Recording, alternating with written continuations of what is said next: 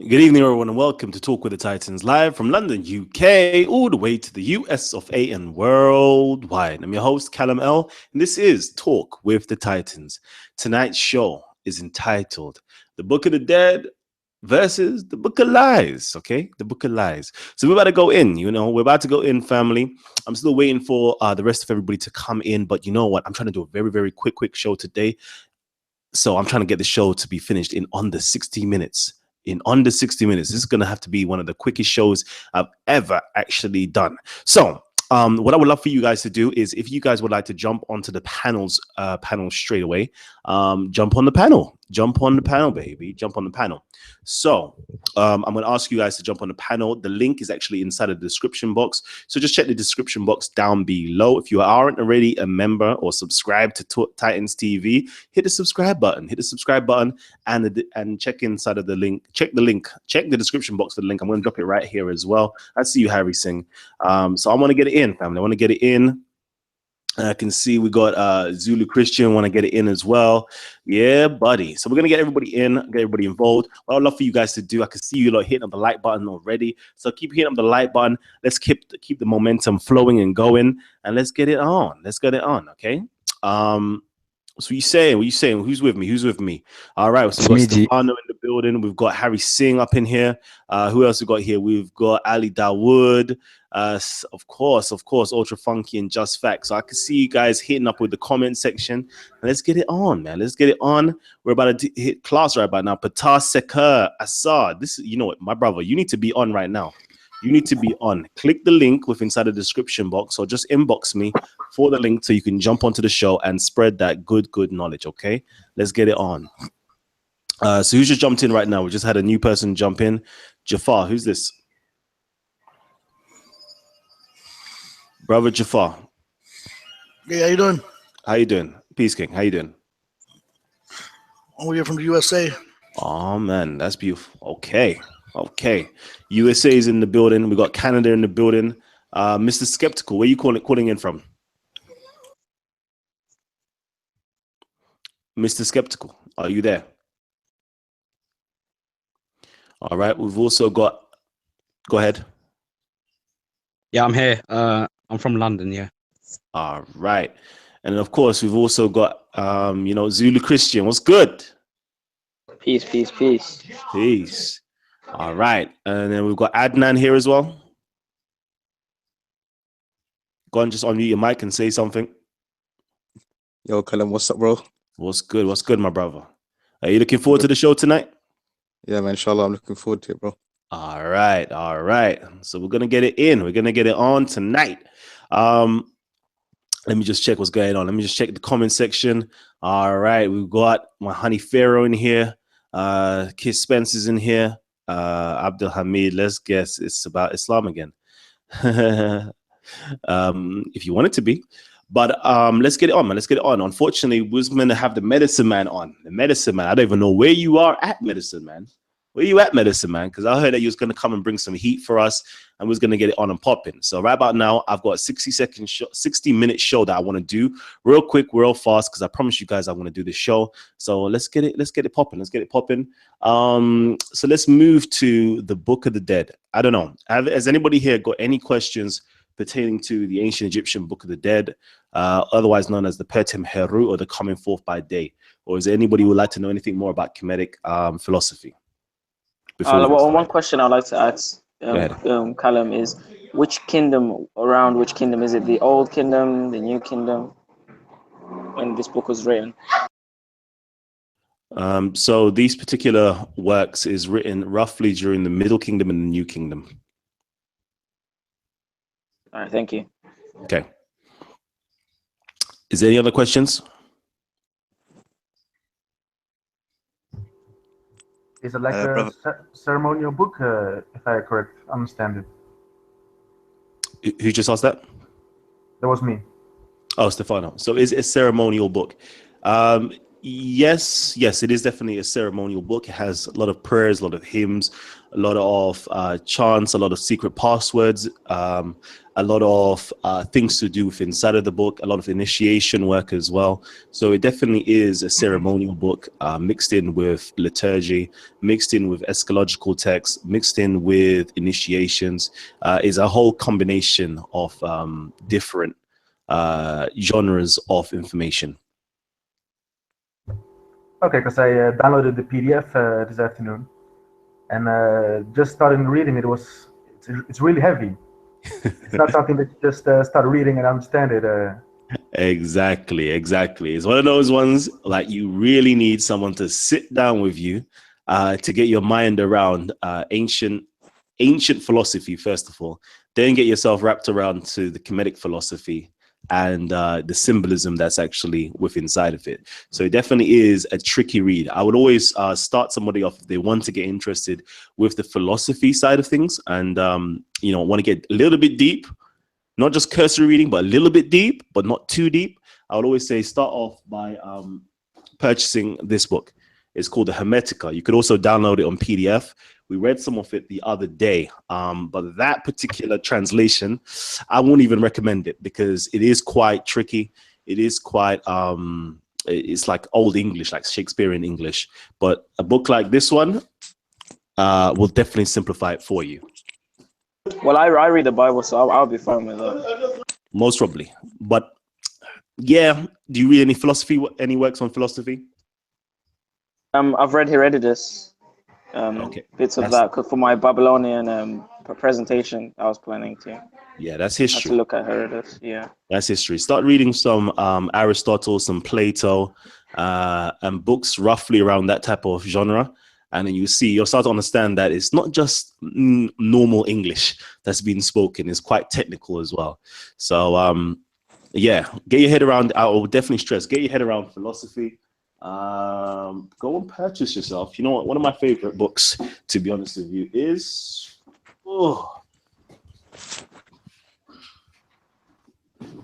Easy. There you go. There you go. This book here will definitely get you. This is just volume 1 of the complete works of Aristotle. Get your head around that first. Get your head around this, and then start touching on Kemetic philosophy. It'll kind of simplify things for you. But was Aristotle? Sorry, was he a Christian or what was he? No, he was Greek. Oh, okay. All right. So let me go quickly over to Adnan. Adnan, did you have anything to say? Yeah, brother. Yeah, recently I've been looking into like the ancient Egyptian, ancient Roman, ancient Greek kind of history side.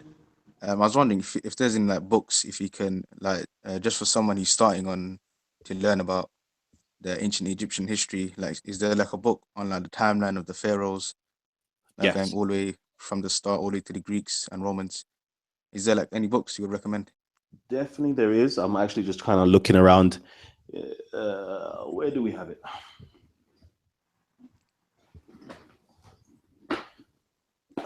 This book right here. Nile Valley Contribution to Civilization by Anthony T. Browder. I'll repeat. Nile Valley Contribution to Civilization by Anthony Browder. Okay. Yep, I got that. I screenshotted that. Yeah, thanks. Great. Awesome book to get yourself started. All right. Let me just make sure I've got everybody. Brother Amir, did you have any questions? Hiya. Aye. Just can you hear me? Yeah, definitely. Oh wow. I'm just on the Hangouts, but yeah, definitely Egyptian history is very interesting, and it stretches to many thousands of years, and it's unique. I mean, the archaeology and what they can find, and yeah, it's very interesting. All right. Perfect. All right. So I want to know, out of my audience members right now, who's actually on the live stream and on the panel, who has an Egyptian Book of the Dead?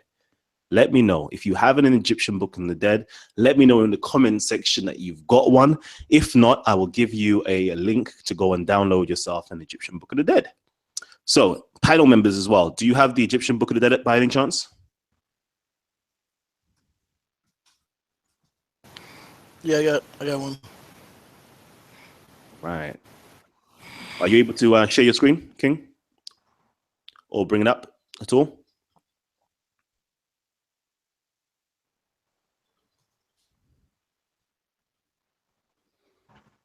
Let me know if you're able to.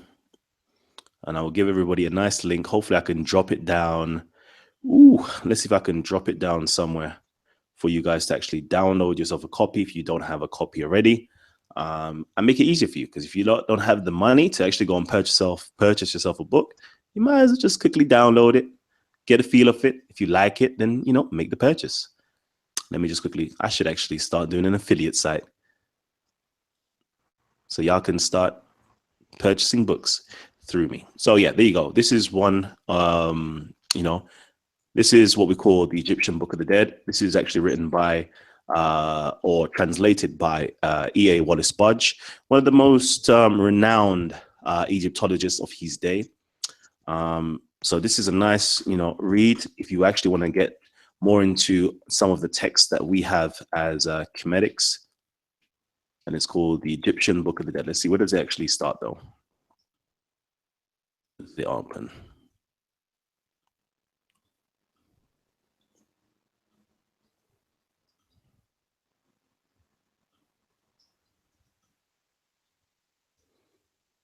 I think we have actually started a long time ago. So if you actually wanted to follow along with us, yeah, I think it's literally here. We've literally reached the beginning. Okay, yeah, Book of the Dead translation. So this is the translation right here.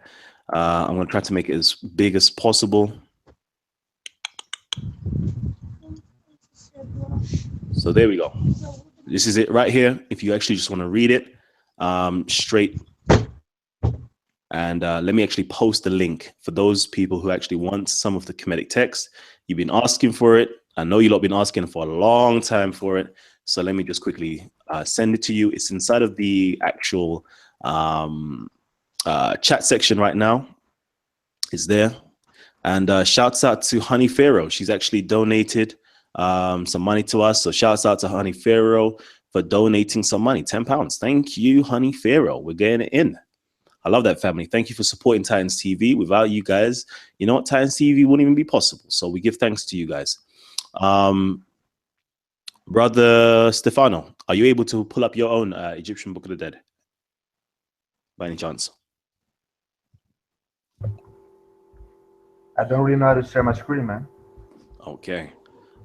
If you are on your laptop, basically, if you click the screen, there is some icons on the left-hand side.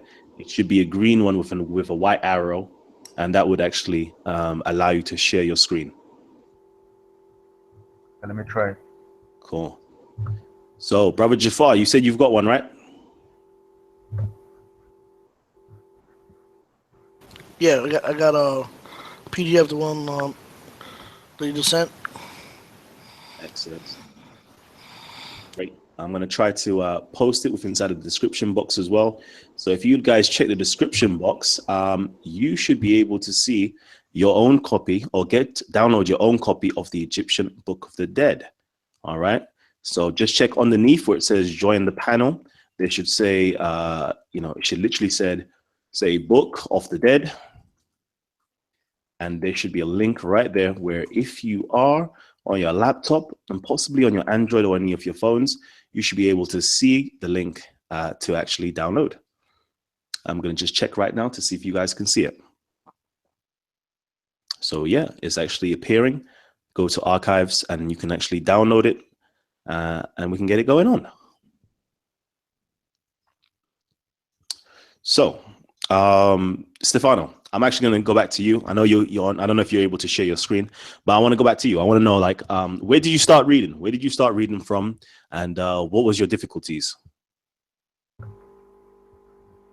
I started reading from, let me see what it's called.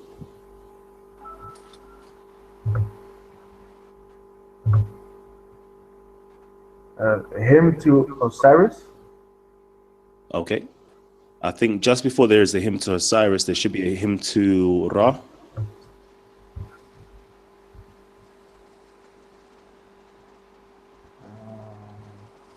Okay, I don't think I got the full book of it. Okay. I just started at the hymns of Osiris. Okay, cool. No problem.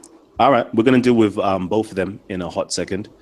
We're definitely gonna deal with them in a hot second. Again, guys, if you guys would like to actually join the panel and join in with the discussion, and you have any questions to do pertaining to the Book of the Dead, the ancient Egyptian Book of the Dead, there is the link, or literally down below, in the description box, that literally says join the panel. Come in, and then you can actually ask any of your questions. I'm here for maybe about 45 more minutes. Okay, so I'm here for about 45 more minutes. So if you would like to join the discussion and get involved with the actual Egyptian text and learn some more about it, let's get it on and popping. Come in, join us, and let's start breaking down some of this information. All right. So I'm actually gonna pull up my own copy of the Book of the Dead. I did kind of refer you guys. Oh, let me just see what you've got here. Okay, Hymn to Osiris. Okay, Papyrus of Ani, Book of the Dead, translated by E.A. Wallace Budge. Okay, cool. So there is that, and we're going to touch on that. Actually, we are going to touch on it, but that's not really how it starts. So it's always good to start literally right from the beginning. And I'm actually going to do that right now for you. So let me come off your screen. So I've got this particular copy of the Book of the Dead. It's by Faulkner. I would actually recommend this book for straight translation, for the most accurate translation. Budge is pretty good. The reason why Budge is so good, it has the transliteration and the transcriptions. What does that mean? It literally has the hieroglyphs as it is, or the facsimile of the hieroglyphs. So, for example, let me give you a quick example. Quick example. So, for example, it will give you a facsimile of this, okay, which is the hieroglyphs written and picture form. And then after doing that, it actually gives you the transcription. So it gives you the hieroglyphs in a much more clearer form. Sometimes we can't actually see the hieroglyphs.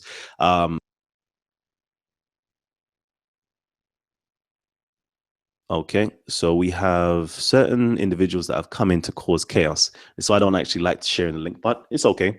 So, it has the transcriptions of the hieroglyphs, and then afterwards it has a transliteration. So you'll be able to actually articulate it itself. So you can see the words written in the hieroglyphs, and it will give you the transliteration where you can actually utter the words as it would be come close to how the ancient Egyptians would have uttered those words. So that's what's so beautiful about Budge's one. And then you can also be able to check whether his translation is correct or not, because you can see directly how he transcribed and transliterated the hieroglyphs themselves. So that's the bonus of actually having Budge's copy. So you should always have, several copies. Me personally, I always say in it, like, if you really want to know something, always go to the source itself.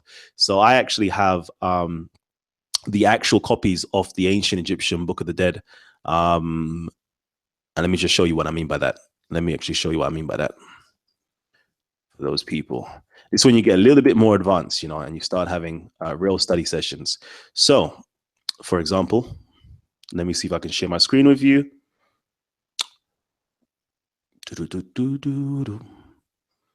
So right here, this is the actual facsimiles that we have from. Let me do it like this, actually.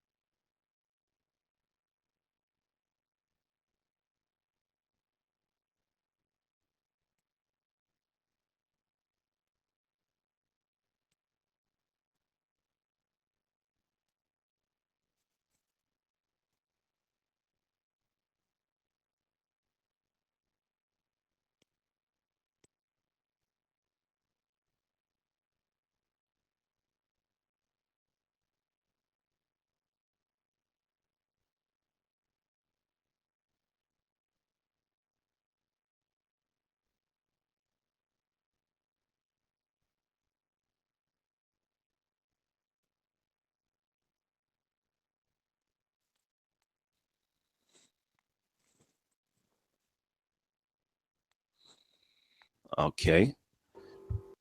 So I guess I was muted again. You know what? That's the problem, yeah, of actually opening this up to people. But anyways, let's continue. I've learned my lesson. Stop opening it up to people to come in. But let's keep going. So let's actually jump to the very first. Yo. What's up, Mustafa? Hello, can you hear me? Yeah, I can hear you. Yeah, sorry, carry on. Just jumped on this mute now. Your mic. All right, mute your mic, please. Cool, I'm muting it now.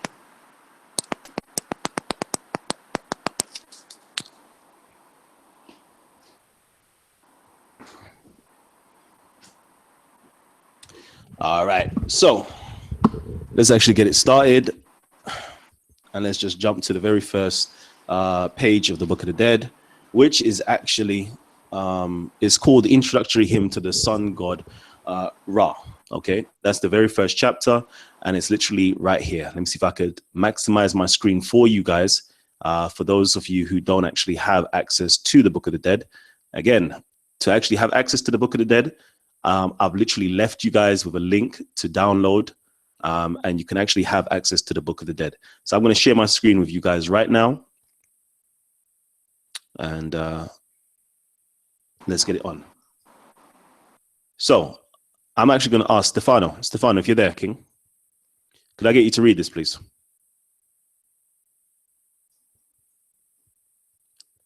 Are you there, Stefano? I'm here. All right, cool. So if I can get you to read this, please. Let me see. Starting from, let's say, here. Hymn of praise to Ra when he riseth in the eastern part of the heaven. Behold Osiris, and he described of the holy offerings of all the gods, who said, homage to thee, O thou who hast come as Khepera, the creator of the gods. Thou risest, thou shinest, thou makest light. In thy mother the god is not. Thou art crowned the king of the gods. Thy mother not doth in act of the homage unto thee with both her hands. The land of Manu received thee with satisfaction, and the goddess Ma'at embraced thee both at morn and may he, i.e. Ra, give glory and power and triumph.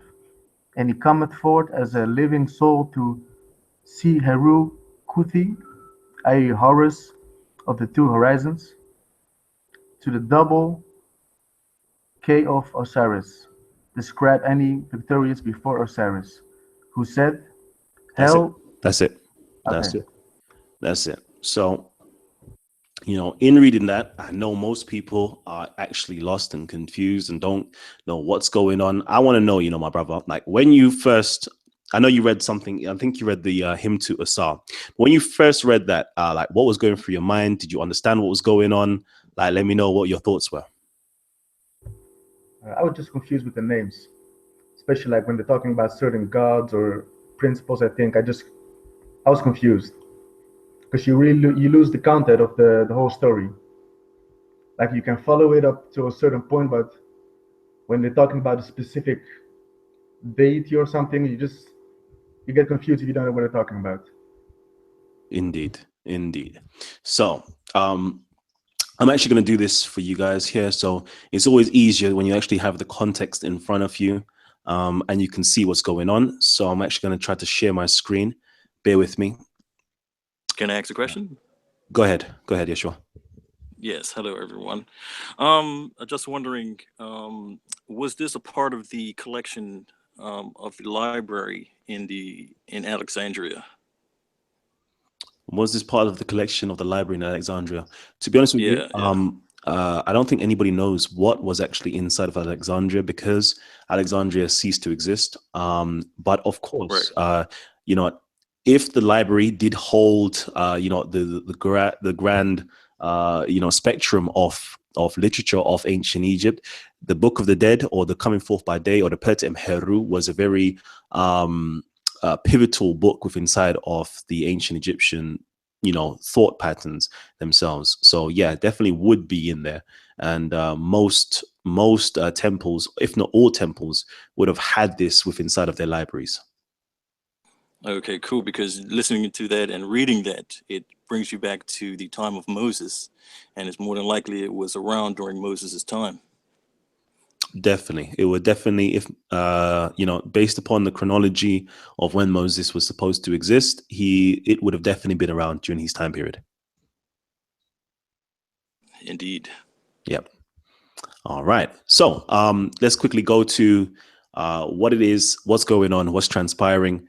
I know, because this is just sometimes it's real difficult. I know it takes a long time to wrap your head around of what exactly is going on. So what we're reading is literally, hi caramba. Okay, let's see if I can actually move it around. There we go.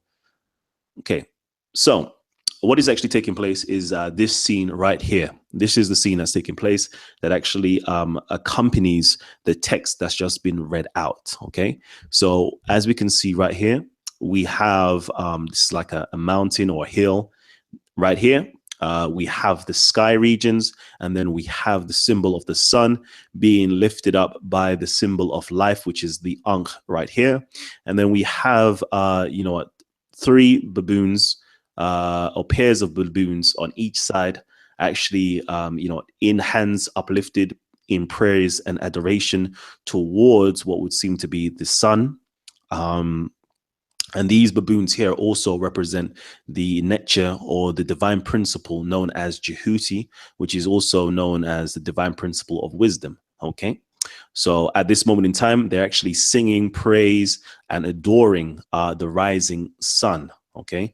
They're singing praise and adoring the rising sun. There is another text that's actually accompanying it, which is what my brother Stefano was about to read from earlier on, or had prepared earlier on, which was the hymn to Asar. Okay. The hymn to Asar, this here will be the symbol of Asar right here, which was the Jed pillar. Okay. The Jed pillar.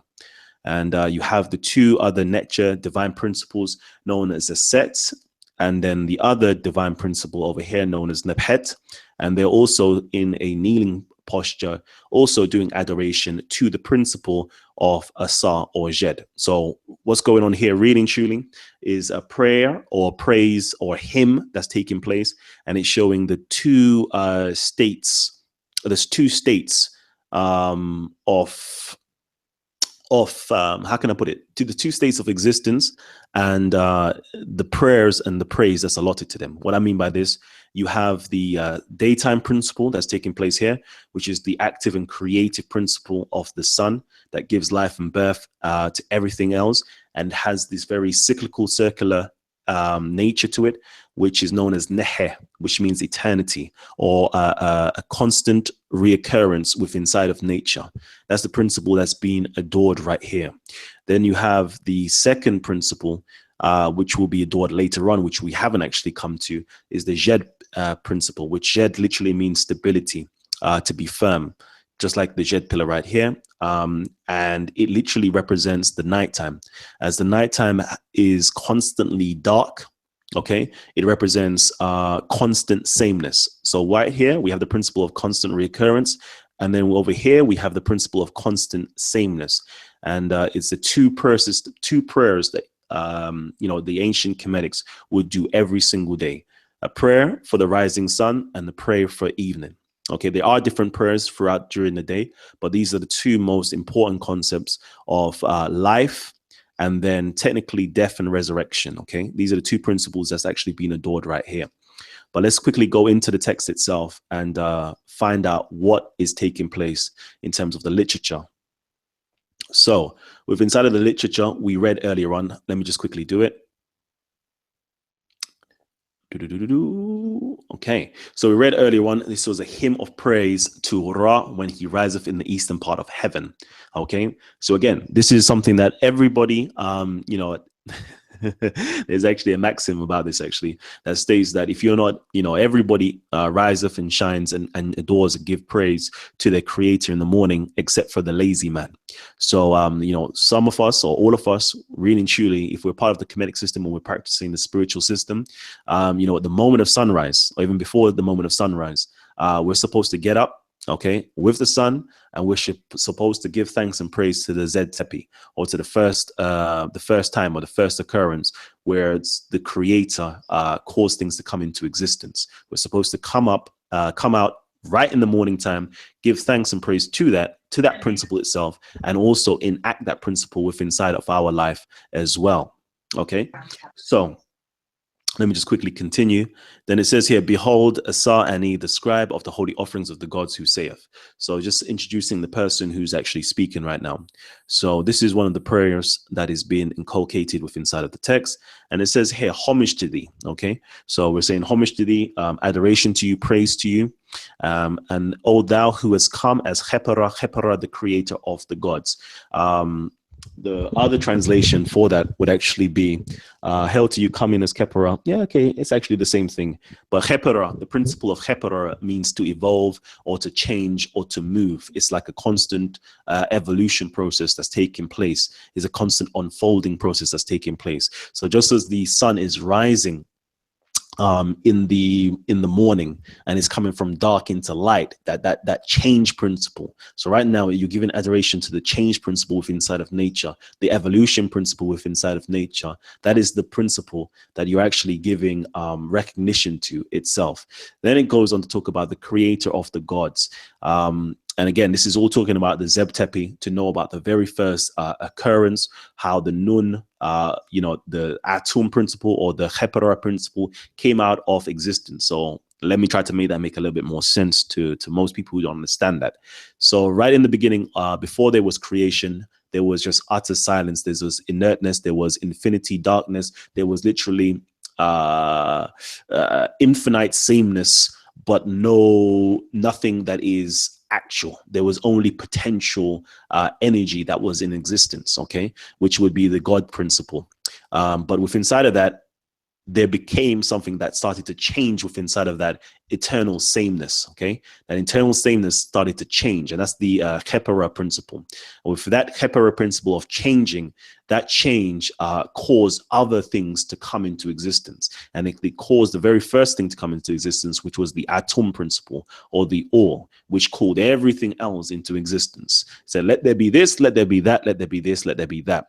And to think about that on a humanistic level is to do with the process. Most of us were entrepreneurs. Most of us who know, most of us who are entrepreneurs, some of us, we go through that principle of just calming our minds, just to settle ourselves, just to be in the infinite sameness, to be in that Nun principle. We're trying to tap into our potential right now. Because Nun, one of the other meanings of Nun is literally to have potential. It's inert, but having the potential for everything to come into existence. And you literally hold your meditation, and then you start to conjure up whatever idea, whatever principle, whatever actuality you want to bring into existence. You use the principle, what we call Siya, which is perception. You survey your heart to think like, what do I want to bring forth into manifestation?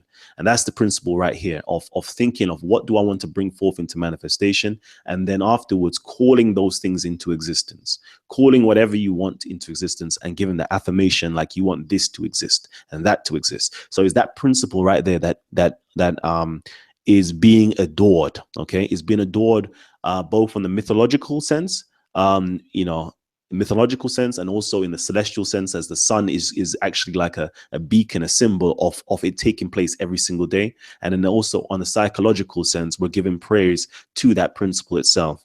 Then it continues and says, thou risest, thou shinest, thou makest light in thy mother Nut. Thou art crowned king of the gods. So again, the sun rises, it shines, it is literally on its mother, which is the sky. It's crowned, its crown itself is its aura, its ambience, and so forth and so forth. Hold on. And then it says here, thou makest light in thy mother, thou art crowned of the gods. Thy mother Nut doth act on honor, doth act of homage unto thee with both her hands. For those of you guys who know anything about the mythology, you see, the hands outstretched, welcoming Ra as it rises in the day, which is the sky itself. So he's constantly speaking about the sky principle, the mother principle. And it says the land of Manu, which is literally the mountains, the land of firmness, actually receives you with satisfaction. So all humanity, is glad to see when Ra, or the sun, rises in the day, basically. And it talks about the goddess. I want to just quickly skip real quickly. And it talks about the goddess Ma'at embracing thee both at morn and evening. So we know about Ma'at is the principle of balancement. So, regardless of the polarity, there is some form of balancement, there's some form of order and justice that's taking place as the sun rises and travels throughout the day as well. So this is the principle that's actually being taught right here within inside of the Egyptian or Kemetic thought pattern. I don't want to waffle on. I don't want to feel as though I'm waffling on too much, because I'm there sharing the screen and I'm just talking to the screen, and I want to have some type of interaction and people actually, corresponding with me and actually asking questions so we can make it a two-way thing. So if you guys got any questions, please ask away, because I need to actually jump on my phone quickly and make sure the medicine man comes in with us right now. So quickly ask away your questions or make your comments. Right, like Stefano, I'm actually wanting you to do something right now. Go ahead, King. Do you practice any of those things that is mentioned in the books? Like, I know you said once that you wake up in the morning to do the morning prayer, I think. But is there anything else that you do that's in the book? All right. So yeah. There is the morning prayer. There is are we just talking about the prayers, or you want to talk about other things as well?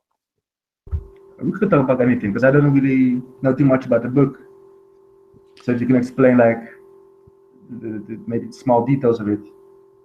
Okay. So again, there is bear with me.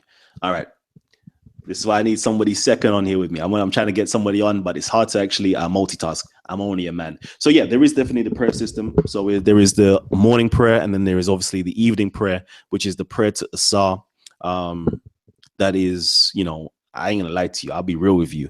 At times, I have the ability to actually do the prayers. Other times, I don't actually have the ability to do the prayers themselves. But as much as I can do the prayers, I do try to do the different prayer systems or the prayer times. Whether it's morning prayer or sunrise prayer, whether it's the noonday prayer, whether it's the sunset prayer, whether it's the evening prayer, and so forth. So there's those that we actually get up to. In terms of, you have also, when you change, let me just quickly show you guys what's going on, because otherwise it just feels as though I'm talking. So if we just jump real quickly to something else that is practiced.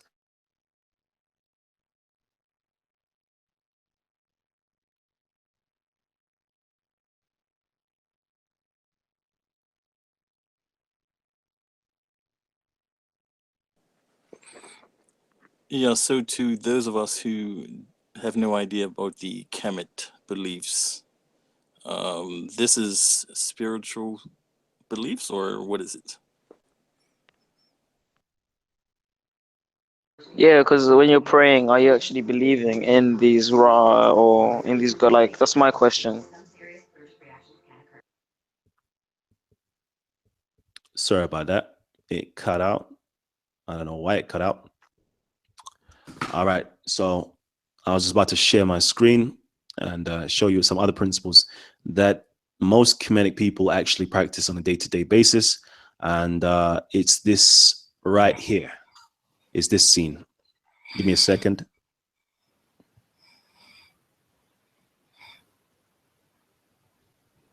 Okay.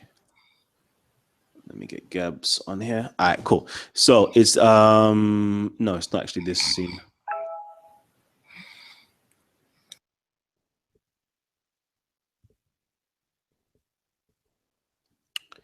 So most of us, we practice this right here. I don't know if it's clear enough for everybody to see. Most of us, most of you guys actually won't even know what this is, because you won't be able to read what's being said here. But this right here is actually the 42 laws, or the 42 laws, or the 42 negative confessions of Ma'at. otherwise known as the Declaration of Innocence. Okay. And the Declaration of Innocence literally just reads out the things that you have not done on a daily basis. So really and truly, most people either read it out in the morning times. I tend to actually read this out on a nighttime basis. And it just basically states the things that you have not done. And there's also something known as the Declarations of Virtues to say what things that you will intend to do on a day-to-day basis in terms of being good and so forth. And then at the nighttime, you recite the declarations of innocence to say the things that you have not done. You have not stolen. You have not bear false witnesses. You have not raised your voice to an elder or raised your voice to the gods, basically, or you have not mistreated anything like that. So there's a whole list, 42 negative confessions or 42 declarations of innocence that you list out on a nightly basis to ensure that every single, from the Kemetic understanding, creation takes place on a very cyclical basis. Every single day, like we're witnessing a new creation. When the sun rises in the morning, we're witnessing a new creation. It takes our minds back to the Zed Tepi, which is the very first time of creation. It's all taking place on a cyclical basis. So again, when we're doing these declarations of innocence, we're actually stating that, like I have not done all these things. So even if I was to die today, this very night, as I'm sleeping right now, my soul is returning back to the source, okay? I can go before the Netcher, the deities, the Duat, okay, and state these things. I have not committed any of these faults or these errors or this isfet or these evils.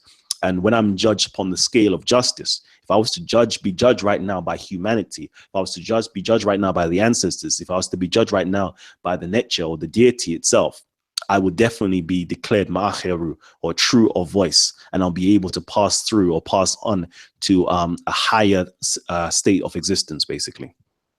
Can I ask a question? Yep, go ahead.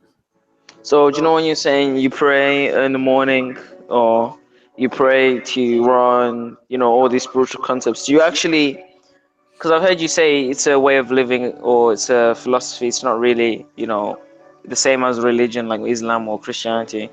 But when you're actually praying or, like you said, do you actually believe in those things? Believe in what exactly? Believe in what exactly? For example, you said you pray to, well, I said practice is to pray to Ra in the morning. So when you're praying, are you actually do you actually believe you're praying to Ra, or that's just my question? Okay. And what do you understand Ra to be? The sun god, right? Okay. All right. So that's why. Okay, cool. So That's the problem. Well, you can't explain. What's the answer then? I mean, okay, cool. So again, now we recognize that these things are principles within inside of nature. So in doing these prayers, I should actually just reference it correctly, because we're participating in the act of creation every single day as the retinue of Ra, or as Ra itself. What I mean by this, okay? What I mean by this is that every single one of us, in terms of humanity, the name for humanity is known as the Remech, okay? The Remech, which literally means the people. And it stems from the term of coming from the eye of Ra itself. So every single one of us here has or is an embodiment of the principle of Ra. So when you start thinking on a very higher level, most people only understand it on a very base level. So they're actually giving their praise to a principle of Ra, rather than actually giving the praise to the principle of Ra and actually becoming and activating and becoming Ra. So when I actually do the praising of Ra, it's me actually giving the praise to the consciousness principle within inside of me, within inside of nature, and within inside of the mythical or the divine realm itself. Does that make any sense? So I'll just carry on listening to you talk. If it don't make no sense, like there's no point. Like, let me try to make it make sense to you. So I'm sorry. ahead. I have a question. So how many times a day do you pray? Is it similar to Islam like 5 times a day. So inside of the Kemetic philosophy, spiritual system, let me say the spiritual system itself. Inside of the Kemetic spiritual system, there is a set daily prayer system, which is a 4 times daily prayer system. There are and can be more prayers itself, but it's usually set to 4 different prayers: sunrise prayer, noonday prayer, sunset prayer, and also an evening prayer as well. So just like the Muslims, you lot have, for example, Fajr, you have Zohr, you have Asra, and you have Maghrib, and then you have Isha. So you're not doing Maghrib basically. You're doing Isha. You're doing everything except Maghrib basically. No, we're doing Oh, everything I'm sorry, Isha. apart from Asra. Asr, okay. Yeah. Yeah, it sounds similar. Yep. Yeah, it is. Pretty much similar. It is pretty much similar, and it's very interesting that there is a lot of similarities with the Kemetic philosophy and other religions themselves. So, for example, the Jews also have a 3 daily prayer system, which is the morning prayer or the dawn prayer, the noonday prayer, and also the evening or the sunset prayer as well. So it's very similar throughout all the different religions. They all have this concept of praying at a particular time. Yeah, can I ask you a question as well, just to clarify? So in other words, your God is basically within you, within nature, your consciousness, the consciousness of all creation, and you're trying to get on a spiritual level in that way. Am I correct or am I wrong? Correct. You'll be correct in saying that. Okay. All right, good. So what I'm going to do is I'm going to leave it over to you guys. If you guys got any questions or comments in between yourselves, please speak amongst yourself, because I'm going to try my very best to sort out getting Brother Gabs onto the show real quickly, because I've got less than 20 minutes left on the show, because I'm real tired. I do apologize. I'm tired, but I know I promised you guys the show, so I want to try to give you guys the show. So if you can guys talk amongst yourself, and I can get my brother onto the show behind the scenes.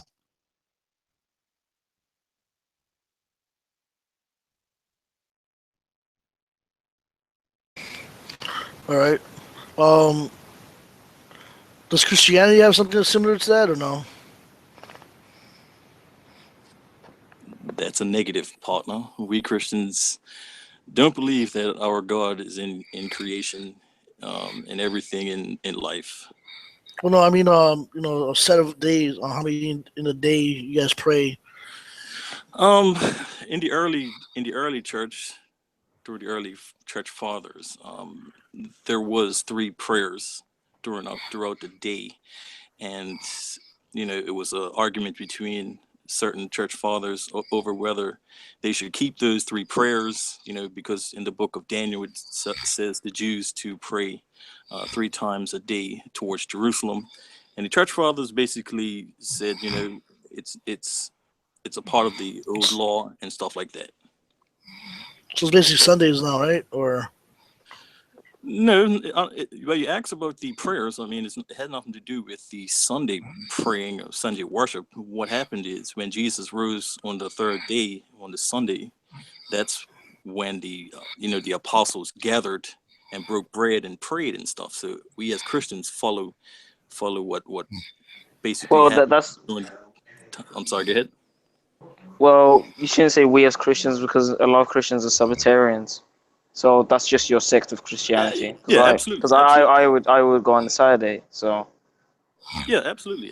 I mean, that's where the sects divided and stuff like that. That's absolutely correct.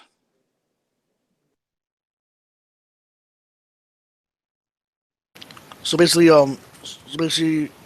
before it was 3 days, just like the Jews did, or Judaism, but after there's no how many in a day that you should pray, right? Mandatory. Well, it's not three days. It's actually 3 times per day. Yeah, 3 times. Yeah, I'm sorry, 3 times. There's no times in the day now with Christianity. Right, You're saying? because because the law, we wasn't supposed to, the law isn't supposed to make man perfect, and every man is not perfect. So the law is basically useless to sinless people. And there's not one person who isn't a sinner. You know what I mean? That's who the law is for. Because if the law of the land of wherever you stay to, if you break the law, we break the law all the time. And basically Christ came to give us new meaning to the law. And that's why he said, you have heard what it has said in the law, but I say unto you. You know what I mean? So yeah, I'm not really familiar with the Bible too much, but I mean, I've heard things. I mean, I watch you guys. I'm from the U.S., so I watch you guys on YouTube a lot, and a lot of times they say that Jesus said that not to not to stop following the old laws. So the old laws still have the three times a day. Won't you still keep the 3 times a day?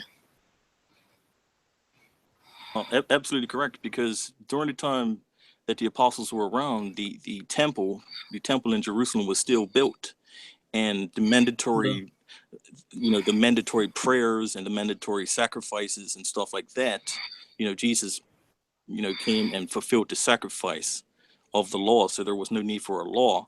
And nowadays the temple isn't around because the Romans destroyed it in 70 AD, and the Jews don't have no way of performing those those rituals or religious rituals every day like they're supposed to.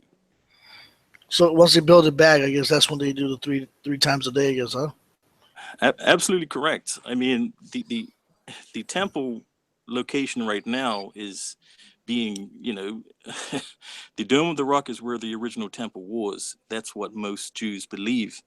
But now there's a sect of Judaism that's coming around and saying, well, it's actually south of the Dome of the Rock, and that's where the new Jerusalem, that's where the new temple is going to be built, and that's where they want to build it to. And then they're going to continue with their sacrifices and stuff like that, because most Jews, the majority of Jews, reject Jesus as the sacrifice that took away sin. Well, can I say one thing to that? What I would say is, I don't think it matters personally from a biblical standpoint which direction you pray to, or the amount of your prayers. It's all about maintaining the relationship with the Creator and keeping a healthy prayer life and communicating with Him daily. That's what I think about that. Yeah, I agree with that point right there. Just praying and having a communication with Allah, God, um, at all times. Not just prayers, but that's a good way of doing it. You're absolutely right, because remember, 2,000, 3,000 years ago, the temple was, it had the spirit of God in the temple. And once the temple was destroyed, the spirit of God dwells within us who are the temple of God, not made with hands, basically. Yeah. I see a lot of similarities with all the religions, and especially now learning about Ra and the Kemetic. There's a lot of similarities. It's kind of sad that people disrespect each other's religion. There's so many similarities to it. Testing. Testing. 1, 2, 3. We hear you loud and clear.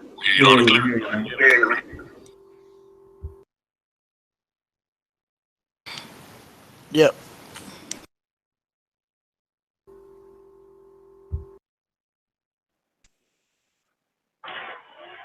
Testing. All right. It seems as though my equipment is trying to do some fail. It's failing on me right now. That's good, because it's letting me know I need to get to my bed real soon. So let me think. Where were we? Because I've got like 10 more minutes left before I want to actually close down the show. So let me know where you guys were. Was there any questions within inside the comment section? If there is any questions within inside of the comment section, just tag Titans TV so I can see them, so I can actually answer them for you itself. As I'm waiting for that, let me just quickly read something out to you guys. And this is actually coming from the Hosea. And it basically talks about the prayer right here. It says here, the praise poetry. So basically what is taking place within inside of the prayer system is called a praise poetry. It's actually a hymn that's being sung out. And it said it's a mode of verbal celebration of both the secular and sacred, which is a distinct and undeniable African institution and achievement. The praise poem is both aesthetic and spiritual. In fact, its beauty is part of its spirituality, for it enhances the sense of wonder, grandeur, and oneness with the God on person praised. The effective word in Africa is divine and creative. It calls to mind Ra at the first event, okay, who conceived and commanded, and the universe and all in it came into being. It's not only announces, it evokes attitudes and behaviors and reinforces both. Moreover, the praise poem is an act of participation and sharing in the qualities and action of the praised. Okay, so this is a very key fundamental concept here, is that unlike other religious systems, you're usually praising a deity or whatever it is that you're praising, but you're not actually an active participant. Okay, so what we're doing here is actually praising the praised, basically, but then we're also transferring that energy onto ourselves itself as being the ones being praised. So we're actually sharing the quality of the deity. So praising the creator is actually identifying that we ourselves are also sharing the qualities of being a creator and praising that element within inside of ourselves as well. It also continues to say, thus the praise poems to Ra are not only acts of worship and offering, but a sharing in his strength and glory, his beneficence and beauty, and in his creation and active care of it.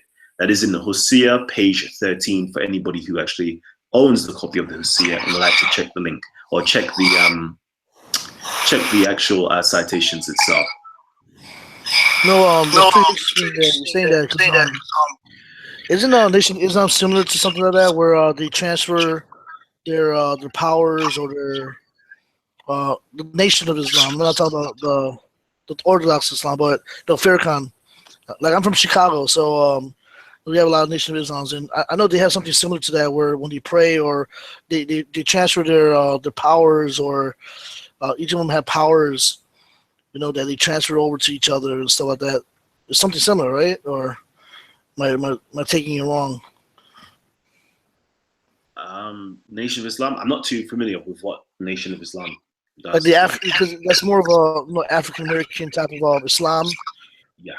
Where the brothers transfer powers to each other. They all have powers, and they transfer it to each other, so everyone's strong or something like that. I got to read up a little bit more, but I remember them telling me about that when we used to talk. That all of them had powers, and so that I don't know. Maybe somebody else might know more about the Nation of Islam than me. See, yeah. All right. Let me get the medicine man on. I see him. He's on my phone right now. Let me just get the medicine man in. I know he wants to get it in, but yo, Gabs, you know what? I ain't got long left. I know. I see. Oh. Let me just type your stuff in and get you on real quickly, because I'm trying to shut down real soon. So. Shit, how long you been on? Right, I've been on for a good hour. I didn't see anything. I even went in the hangouts. I didn't see anything. Oh man, I don't know, man. They're trying to stop our shine, man. They're trying to stop the shine. It's never gonna happen. Okay. All right, you're here now, yeah. All right, thank you. Cool. Bless. All right, cool. So let's quickly get onto this. It says Titans TV has never deceived me. Eid Mubarak, Kalam, you too nice. Maybe I haven't reached that wisdom yet. Let's just see. Okay, so I'm gonna actually ask the panel, is there any questions or comments that you guys would like to make before the medicine man comes on? No, I'm good.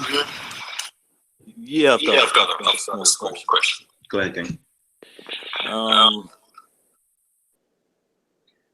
Do you believe in eternal life, or what is the end result of being a Kemet? Okay, so yeah, the end result of actually being a Kemet is to be divinized and actually to receive eternal life. That is actually the end goal of Kemet. Okay, and destination as well. The destination is to be an akhu, which is to be an effective one on this physical plane from the beyond. But if you want to get into the mythology, for those people who actually are, transfigured, they get a place called the Field of Reeds. Okay, so it's somewhat of a paradise. But there's a field of reeds, there's rivers, and all sorts going on. For those people who believe it on a mythological level, that's what's taking place. For those of us who are initiated and know a little bit more, it's something completely different to that. But on a mythological level, it is a somewhat of a paradise. Okay, thank you. Any other questions or comments? Brother Kalam, I've got a question. Hello, can you hear me? Yeah. Yeah. Basically, I was watching a documentary on the ancient Egyptian pharaohs, and it said that it was common for them to practice incest. Is this actually true, or is this something that's made up? Or could you shed some light on it, please?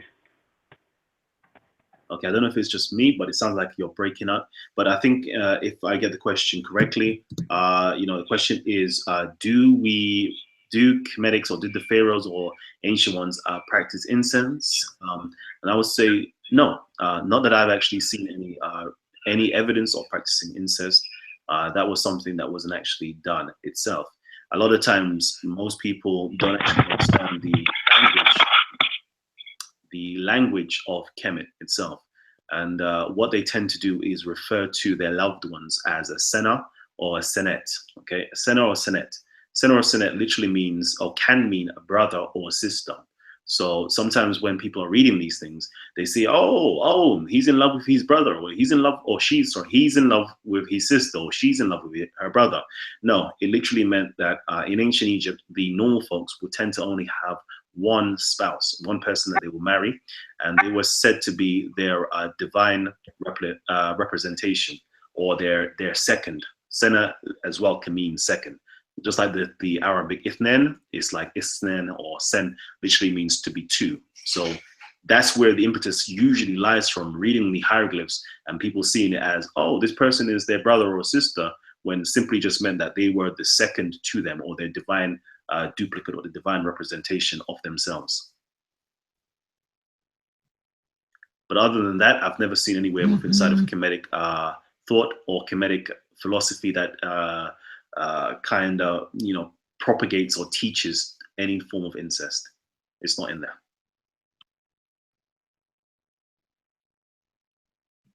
Okay, is there any more questions? If not, I'm gonna go straight over to the medicine man. Hey, yo, medicine man, we've been waiting for you, King. We've been waiting for you. Yo, what's poppin'? Yo, what's poppin'? Talk to me. You good, yeah? Yeah, G. I think there's a little bit of feedback or echo. Yeah, it's my one, man. Somehow the computer is just trying to break down on me today. So okay. I'm gonna mute my mic when you're speaking. So go ahead, King. Yeah, man, I'm here, man. I just want to say, I think I'm a bit late in here, but peace to the panel, peace to the chat room, everybody in the chat room. Peace. What's happening? Hope everybody's had a good day, or about to have a good day, depending on where you are. Yeah, let's get into some topics, man. What's happening? What are we talking about, man? Let me know what's going on. What's good? Oh man, so you know what? We've actually been going into the Book of the Dead.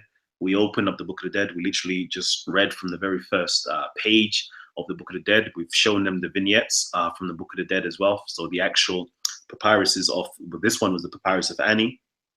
We showed them that there was a prayer system that was in there, which was a morning prayer, which was to greet the sun in the morning, or to greet Ra in the morning as well.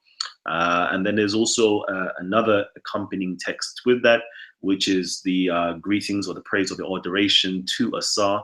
So the two principles of light and darkness, or the principles of eternal sameness and eternal reoccurrence, showing that the ancient Egyptians divinized those two principles and show their adoration to those two principles. And fully understanding those two principles lay within inside of ourselves as well. We also then went on to talk about different practices within inside of Kemet.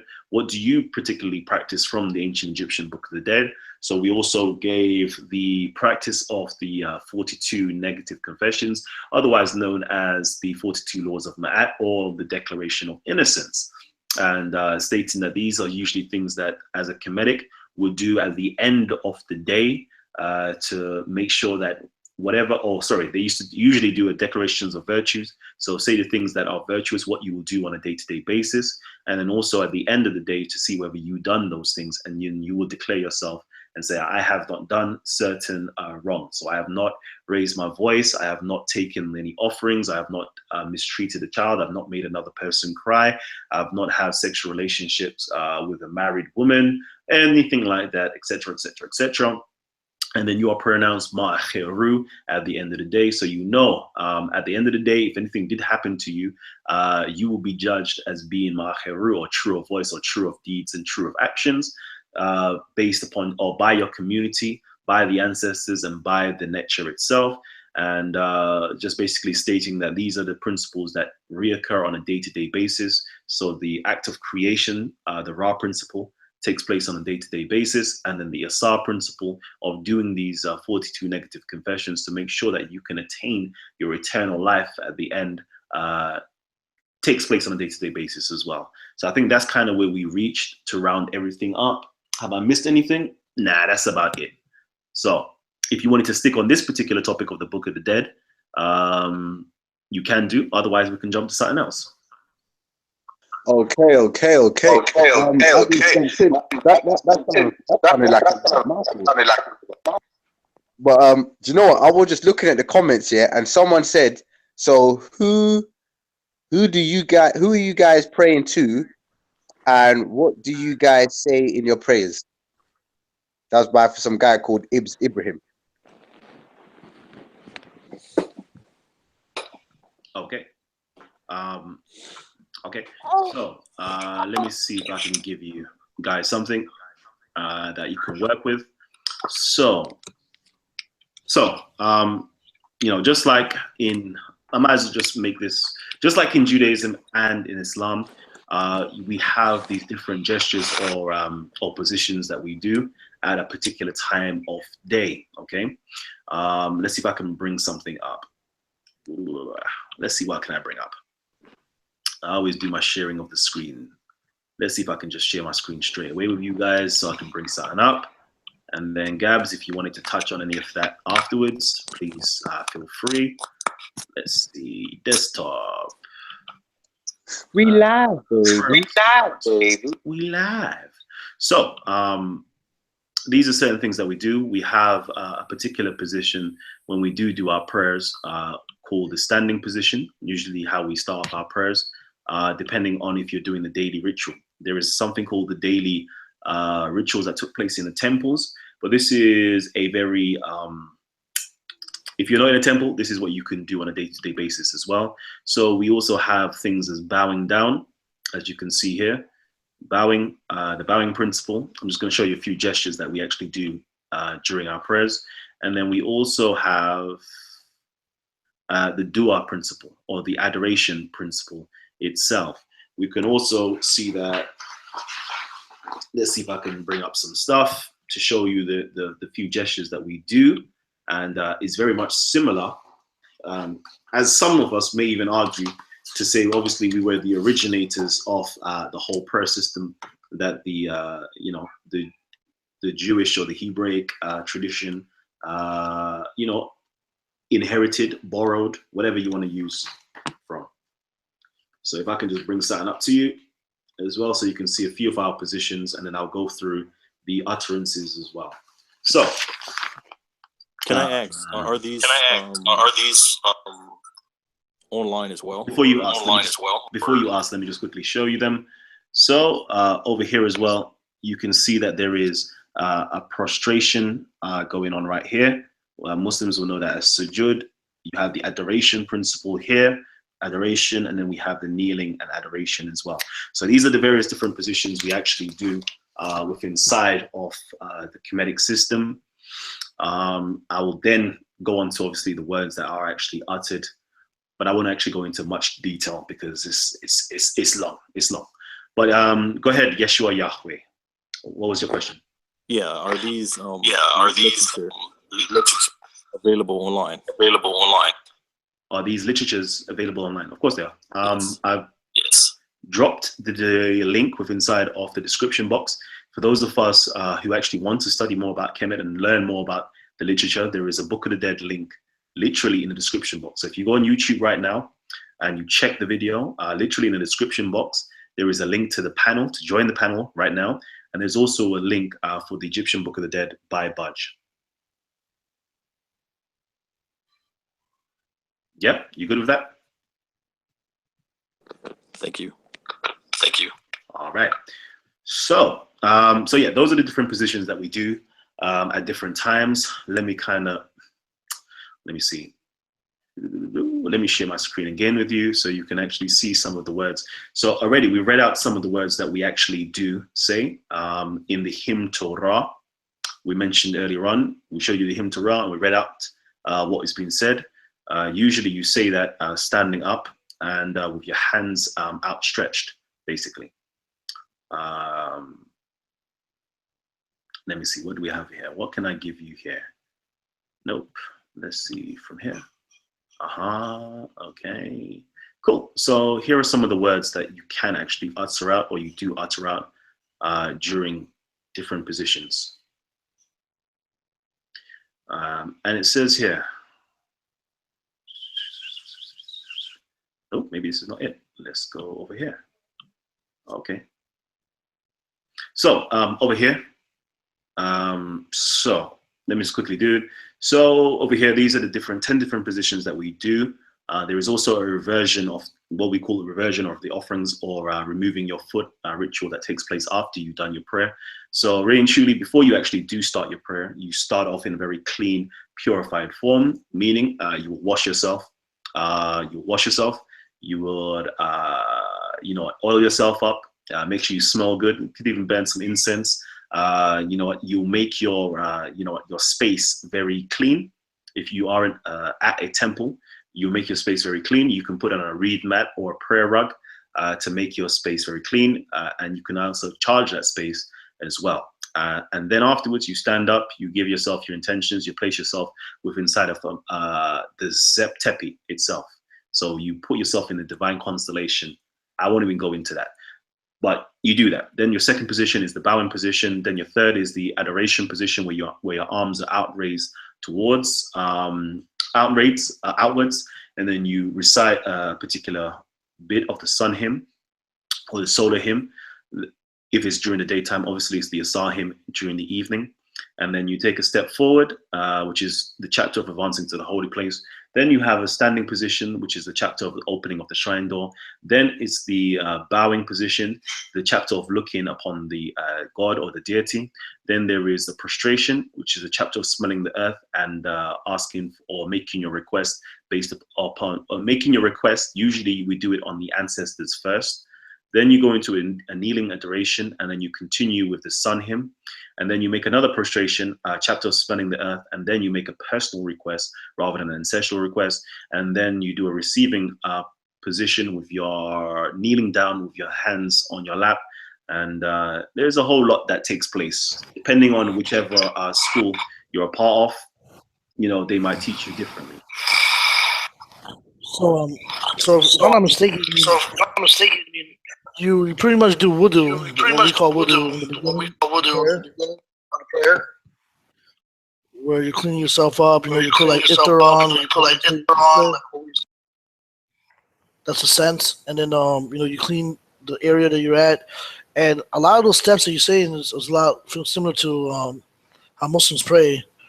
I know there's 2 steps in there that might not be included in the prayers, but most of it looks pretty much similar to how we pray to Allah when we do our prayers, right? Interesting. Very interesting, right? Very interesting. And again, what's so very interesting is this actually predates Islam by at least 3,000 years. It predates Islam, and we can actually see these prayer positions. It's not something that we can't see anywhere. We can actually see them on the walls of Kemet. We can see them on the papyruses, which I've just actually shown to you as well. So you can see it's not something that's just newly made, but it's something that's actually is very ancient that has been done. And one must actually ask, was there some sort of cultural diffusion of these types of things, or cultural diffusion of these types of concepts and positions and gestures and the reasoning behind why they do certain things? We'll find out a little bit later on. But real quickly, let me just show you guys, for those of you guys who want to know what do you say during those things. Again, we told you about the Sun hymn that we read out earlier on. And then also, you can also say, oh, you souls of Anu, if you are strong, I'm strong. If I'm strong, you are strong. If your life forces are strong, my life force is strong in front of the living. As they are living, so shall I live. And that would be done during your bowing. Sorry. No, that's wrong. No, that is correct. Yep, that would be done then. And then there's also another recitation, which is the doors of the sky are opened. This is the long form, which a priest would do, to be honest with you. But let me just recite anyway. The doors of the sky are open. The doors of the earth are unlocked. Geb makes obeisance to the Necheru who are seated upon their throne, saying, double doors of heaven open. The company of the Necheru send forth light. Amun-Ra is exalted upon his great seat. The great company of the Necheru are exalted upon their seat. So really and truly, of this section here, this will be the section that will be read out by an initiate or a person who's doing the prayer. If it's been led by a priest, it would technically be this that's been read out, and the actions would accompany it as well. Then it says here, my face keeps guard over the Necheru, and the Necheru keeps guard of my face. The Necheru have made a way for me, and I walk thereon. Behold, I am sent to look upon the Necher. And then also, when you're prostrating, I prostrate myself on the earth. I embrace Geb. I sing the praises of Amun-Ra. And then also, you would make your request here. And then again, when you do another prostration, you say homage to you, Amun-Ra. There's different phraseologies that you can use. And it says, yeah, I prostrate myself through fear of you, and then you make another request as well. So that's kind of the words that can accompany some of these prayers. Obviously, depending on the time of day that you're praying, again, let me just quickly share this with you so you guys can actually have a little something to do with Kemet. Bear with me. So depending upon the time of day, again, if it's a morning prayer, you can do a prayer like this: Hail to you, Ra, Lord of commands, Khepri, Father of the gods, who illuminates both land with his eye, Atun, who sets in the evening. May you shine in my face in the morning until your setting in life. The sun apes worship you. They announce you at the gate of the horizon. They dance and sing before you. So this is something that you would recite during the morning. If you are during the afternoon or the midday prayer, which would be Zohr for you Muslims, it would be something like this: you take your place in the day boat manned by the indestructibles. You go forth from there with heart expanded. Your enemies destroyed. The impious one has fallen at your knife. He's having been cut. The crew of Re is jubilant and rejoices over the fate of the enemy of their Lord. And then if you are during the nighttime or the setting of the sun, you will recite something like this: Re sets in the night boat, manned by the inexhaustible ones. The jackals assembled at the tow rope. They pull you, your heart dilated, to your setting of the horizon of the western mountain. The transfigured and the western bars rejoice as your majesty approaches. They see you coming in peace in your rank of bar in heaven. And then obviously, when it's the fourth prayer, which is the evening prayer, there is the prayer of Asar as well. But let me not bog you down with all of that, because there's a lot that's just been said that will go over most people's heads because they're unfamiliar with the mythology and what is taking place in the psyche of the person who's actually making these dua or these prayers themselves. So I'm going to hand it over to somebody else, because, you know, when I feel like I've been talking for way too long, I like to just pass it on to somebody else. What you saying, King? Who's there? Yo. Talk to me, family. Talk to me. Oh, do you know what? Yeah, that was beautiful, man. That was a lot of information that you did share, man. And I hope some people, especially in people listening to this, do take the time out to actually research and go and look into some of these prayer systems and all this stuff, the way we did prayer and all that stuff. But one thing that I did want to mention is that obviously from that book that you did show, you could clearly see that in the pictures you saw that there was animals there. So like we said, remember, most of these prayer systems, or not even prayer systems, most of the ways we pray and the actions we did was based on what? Nature. Do you see what I'm saying? Because nature is is what we learn from. Do you see what I'm saying? Seeing the things in nature and seeing how animals reacted to the world. So, for one example, when the sun rises, you have the birds that sing, the morning birds that sing when the sun rises. You have the cockerel that makes its call. So all these things, our ancestors was looking at nature, all the different animals and their attributes and their and the way they connect with nature. We put this into our prayer system and our way of life. So who else better to teach you than nature itself? Because unless you're gonna have an invisible, how are you gonna learn from someone that's invisible? How are you gonna learn how to wash and do certain prostrations from someone that is a spirit or unseen? Do you see what I'm saying? So the best way to learn is obviously going to be through nature and something that you can see. So yeah, that's what I wanted to say on that, because I know from I think from other prayer systems, different religions, I don't know exactly for the Prophet Muhammad. I don't know who taught him his prayer methods. Well, the thing with I'm sorry. Go ahead. Yeah. Who taught him the praise? From what I know is that Muhammad Sallallahu Alaihi Wasallam, when he went to the Al-Aqsa, when he went to the heavens to meet the prophets, and where God and him spoke about how many times they should pray.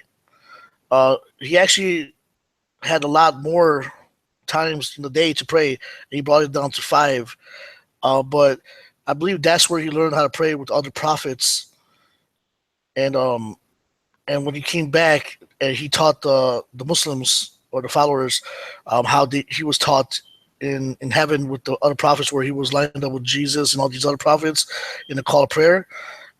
He did the same prayer when he came back, and he taught the rest of the Muslims how to pray. That's why it's in the Hadith and not in the Quran, where he shows how to pray and how to 5 times a day, how to wash your hands, similar to what you guys do with your cleaning yourself up, intentions and stuff like that. That's why it's kind of similar to what I was saying, that it's pretty much the same exact thing, and that's kind of strange that you guys did it so long ago, and and the Prophet showed the same type of sequences, and it was revealed by by God, and him ascending to the heavens when he met the prophets, and they prayed and stuff like that.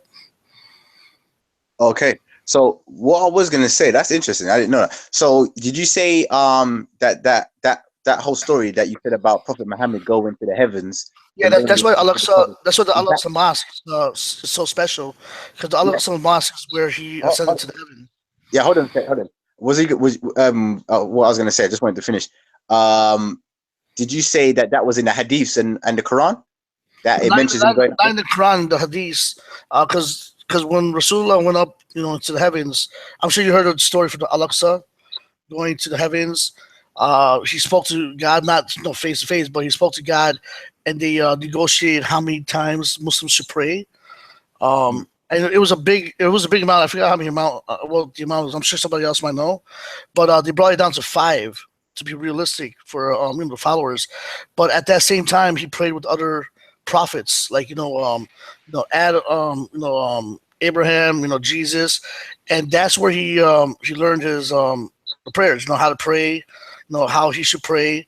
So and then when he came back, to from the journey, that's where he taught the Muslims how to pray. So the Hadith is where you learn how to pray.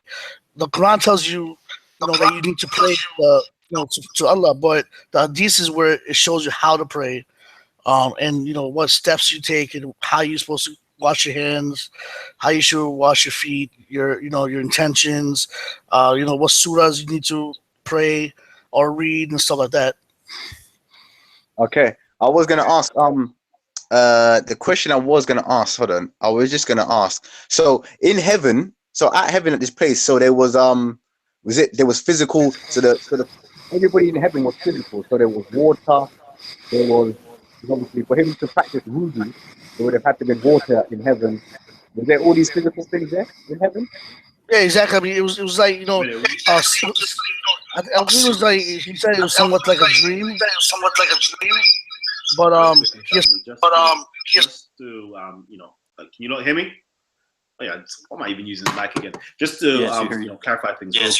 Yeah, just to clarify things real quickly because I don't want the Muslim audience to be saying no. Just to clarify real quickly, the Prophet Muhammad, peace be upon him, was taught how to pray a long time prior to making his miraj or his night journey up into heaven. He was taught prior to that. I'm going to wait for somebody else to actually answer how he was taught and who he was taught by. But just for clarification, he was taught prior to that because that night journey took place during his Medinian period. So that's like literally over 10 years after his prophethood. So of course there was praying prior to that. The only thing that took place there was the prayer was taken down from somewhat like 50,000 to 50 to then being 5 prayers a day. 10 over 10 years. 10 over 10 years. So it's literally just the amount of prayer was reduced during that night journey. But prior to that, he was praying roughly twice a day before the injunction to pray 5 times a day. But the question is who actually taught him how to pray? So if any Muslims know the answer to that, please give the answer.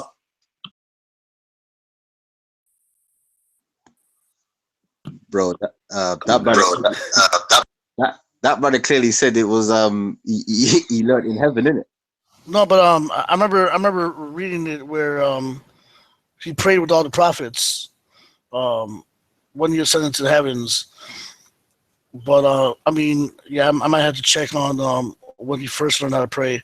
But I know he prayed with the prophets when he ascended to heaven. With all the prophets, lined up, and they prayed on Salat, and then he met, he negotiated with Allah the 5-day prayers. So, yeah, I mean, if somebody knows more, I mean, like I said, I'm not too knowledgeable, but we read a few things over here in Chicago. I've actually read that as well. I'm going to agree with the gentleman here.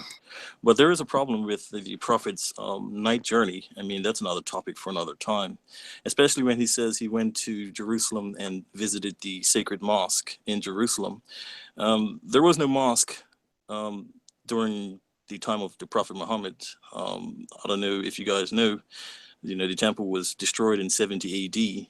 And there was no mosque for him to visit. So a majority of the Muslim scholarship believes it was a spiritual journey, and it wasn't something that was physical because there was no mosque or sacred mosque during his time. The sacred mosque was built in 691 CE. I mean, I stand to be corrected, but there is a problem with that.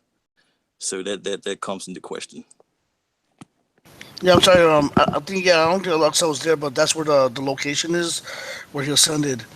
And I believe it was like a dream. He said it was like a dream that he had, where he went to that location. He ascended to the heavens from there. Okay, all right. Yeah, sorry about that. All right, Gab. So continue, King, because I want to shut down real soon. So, get at him, dog. Yeah. Nah, I was just. Oh. Built in 691. Who's that? Go ahead. Somebody's just joined that I think I will need to eject soon. Go ahead. I think he was talking about. But yeah, back to my point. Yeah. Oh, okay. Okay. So the Prophet Muhammad learned in the heavens by the prophets. That's fine. Yeah, but dealing with the way the Kemites, ancient Kemites prayed. Yeah, like I was saying, obviously we use nature and the things in nature. We use that to show us the way we show us the way to pray and the movements that we did. That was my only point. That was it, bro. Any other questions? I'm here. I've got a question for you, Medicine Man. Nice to meet you, by the way. Peace, brother. Peace. It was popping. All right, cool. I don't know if you noticed this, but in Egypt is the same place where the Gnostics developed their doctrine as well, which is maybe 300 years after the death resurrection of Jesus. It sounds very similar in the way in which, you know, it talks about a lot of spiritualism, and I don't know if you know, Gnosticism is knowledge of the surroundings and nature and stuff like that. Just a little nugget to put in there as well. Whoa, it's what? Narcissist is what? No, not Gnosticism. You know, Gnostic. Yeah. Have you ever heard the Gospels, the Gnostic Gospels, where they preach that, you know, Jesus was the reincarnation of Amun Ra in physical form? I don't know if you've read those materials, but it's pretty. I haven't read that. Who's that from? Christians? No. These are, I believe, these are Egyptians. They were debating on who this Jesus was, like 300 years after Jesus was crucified and stuff like that. So it came up of, like, you know, they thought he was the reincarnation of one of the Egyptian gods. Okay. The first question I would ask you is you said it was after Jesus, yeah, these Egyptians. Because then at that point I would say, which Egyptians was that? Because, you know, during that time now, once you're talking about after the death of Jesus, Egyptians had long been mixed with Persians, Arabs, Greeks, Romans, Turks, you name it, like loads of different people. So the Egyptians that you speak of, I would have to, I wouldn't quite know who were you speaking of. Are you talking about the pre-dynastic Egyptians, the original Egyptians, or are you talking about the Greek Egyptians? Which Egyptians are you talking about? The Arab Egyptians, like which ones? Well, I'm not really sure, because it just says it vaguely, you know, that it originated from a sect of Egyptians that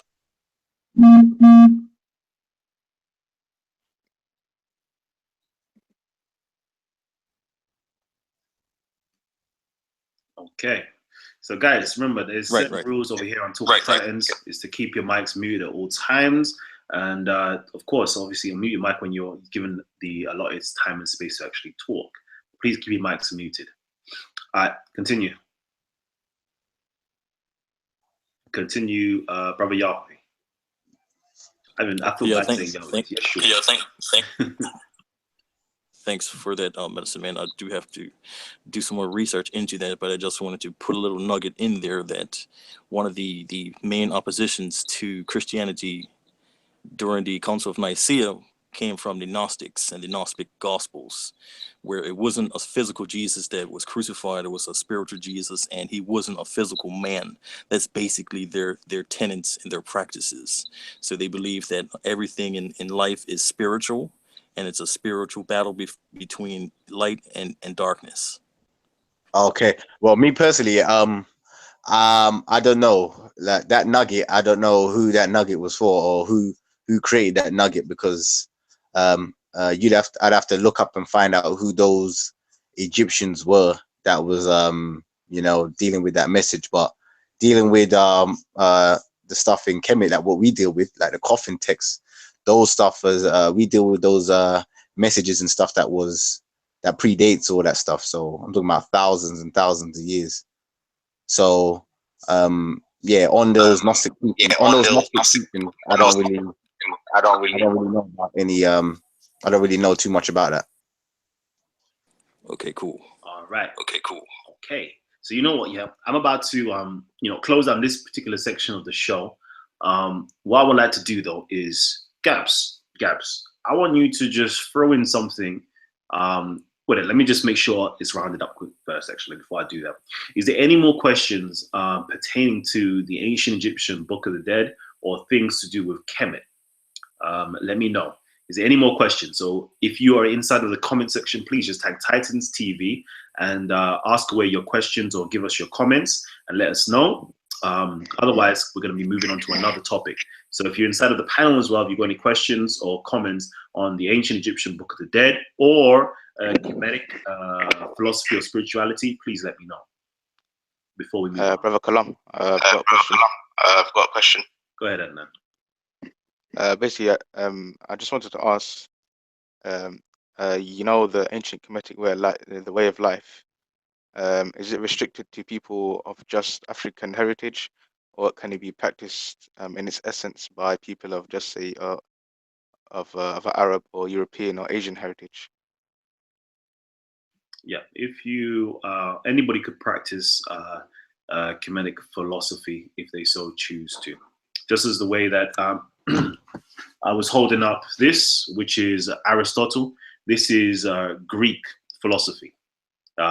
So if I wanted to actually live my life by Greek philosophy, I can live my life by Greek philosophy, and I don't actually have to be a Greek itself. I just wouldn't call myself Greek. I would say I adhere to the Greek philosophy rather than call myself a Greek. Same way somebody of other than black can say that they ascribe to Kemetic philosophy, but they're not exactly Kemetic in the sense that they're not African in essence, but they do ascribe to African philosophy. Does that make sense? Yeah, totally. Yeah, that makes sense. Thanks. Excellent. So before we move it up, family, if you got any more questions on Kemet, please let us know before we move on. And I'm tired, family. I'm tired. Trust me, I'm so tired. So please, I'm trying to get through this real quick. So, bro, we've got another question. If you can borrow. Go ahead. Yeah. You see how in Islam or in Judaism, they have a ritual purification for after a man when he has intercourse or when a woman has her menses. Is there any sort of similar practices in the ancient Kemetic religion? Yes, there is. There is. Ritual purification. I don't want to talk out of my mouth, but I will simply say that there is somewhat a similitude of that written inside of Herodotus. Herodotus, book 2, he talks very extensively. I believe it's book 2. Yes, it's book 2. He talks very extensively on the ancient Egyptians and their purity rituals themselves. Speaks heavily upon not being able to enter into a temple if they've had sexual intercourse with a woman, etc. But they must actually wash themselves, clean themselves, and stay away for a particular amount of time. So it actually is in there, and it is actually within inside of the Egyptian text as well. But unfortunately, I don't actually have the material at hand right now. I can say, yeah, boom, here you go. Here's the source. Here's this. Here's that.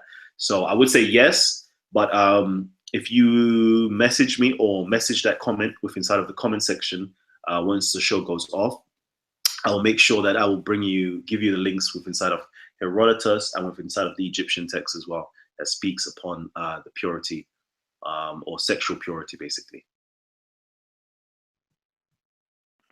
All right. So we have you good with that, King? Yeah, bro. Yeah, thanks for that.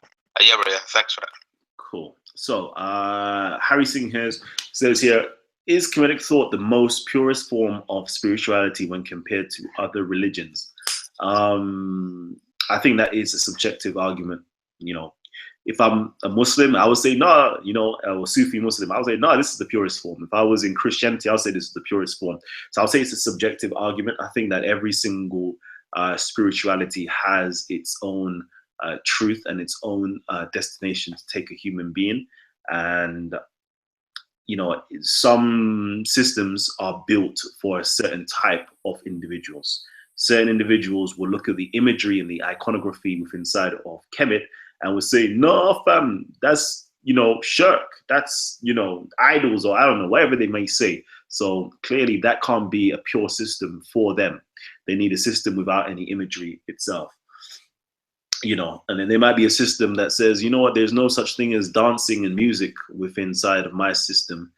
We keep it pure where there's no dancing and music. And somebody from a Kemetic philosophy be like, what? Like, how can an African person not have any music? How can they not dance? Like, where's the soul in it? Like, so I'll say it's a very subjective thing, depending on what type of person you are. You should go to the spiritual system that best suits your being. Next question here says, what does it take for a modern day Kemet follower to enter paradise?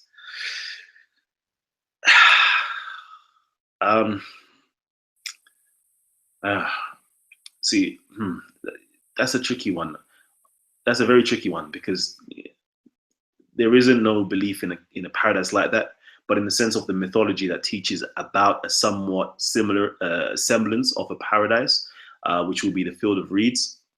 The person will need to be true of voice. They need to be very virtuous. They need to be very innocent of any crimes, and they need to be practice ma'at to their fellow human beings to actually achieve it, the eternal life process. They need to do that in order to achieve a somewhat semblance of paradise.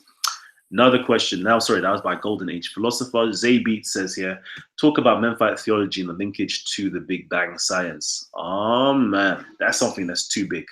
That's something that's too big for me to be discussing here. That's a whole show by itself. Yes, what is the prayer and is it come true? Okay, so that's me, you know. If there's any more questions, please direct it to the medicine man. But other than that, I think that's everything that's done. How, when Kevin is older than that. Cool. Listen, Asar, where are you, man? Asar, please, I beg, where are you? You should be here a long time ago, you know, family. Bear with me, I'll get you the link, Asar. Inbox me, or let me just send you the link straight away. Because you should have been here a long time. All right. So, Gabs, what I would like for you to do is switch up a little. Actually, no, before I do that, let me just get Mustafa. Mustafa, if you're there and you'd like to say something, please come true. Hello. Peace, King, peace. Peace. Now, I was gonna ask. Do you know the rituals that you're talking about? Can you hear me? Yeah, can hear you. Yeah, do you know the rituals you're talking about, as in you recite things in the morning and at night time? I think that's what you said. Yeah. What, is it something that you have to do, or is it just optional? These things are actually really and truly, it's only reserved for those people who are sacred apes, or who are initiated in the priesthood of Jehuti. Technically, these are the individuals that should do it. Those people who actually have the wisdom to know what they're doing. It shouldn't be just for the layman in general to do. There is actually two different rituals that usually take place. Those people who are initiated to know what to do would do these prayers, and then there will be another set of individuals who do a much more lengthy version, which will actually take place within inside of a temple system. So every person technically is not expected to do it unless they actually learnt in the system itself to actually participate. Otherwise, you're just going to be, you know, reciting words that don't really have any meaning to you itself. So you should try to, if you are part of the Kemetic system, you should try to learn these things in order to actually participate in these rituals. But it's not incumbent upon you to actually learn it. Okay, so what if you do learn it and you understand it, then you could do it? Indeed. Okay. All right. So hopefully, let me just see, make sure you're present. Okay, so I am gonna, if there's no more questions on the Kemetic stuff, and I hope not, I don't even mind actually, but I hope not, you guys can come in, or Gabs come in and bring some information that everybody can be a part of in terms of, you know, bring it into the mix. Let's get the religious people involved.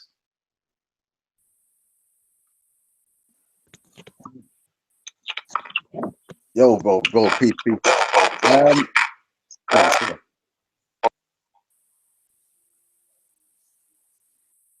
All right, all right, all right.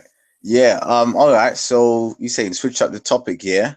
What can I pull out of my medicine bag? What's the question? What's a good question?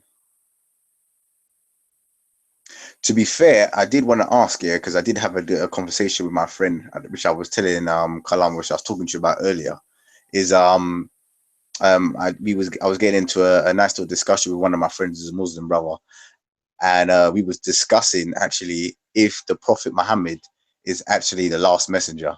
So that could be something that we could kick off. I think that can kind of involve both the Christians and the Muslims as well, and possibly the Jews, to be fair, and the Kemites actually. So yeah, that would be a nice. I think that could be something that we could talk about. Is the Prophet Muhammad messenger sent to the earth? Anyone that wants to chime in? Anyone from any religious background?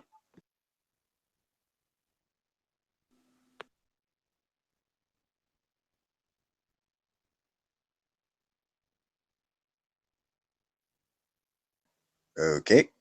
I'm guessing nobody wants to deal with that question.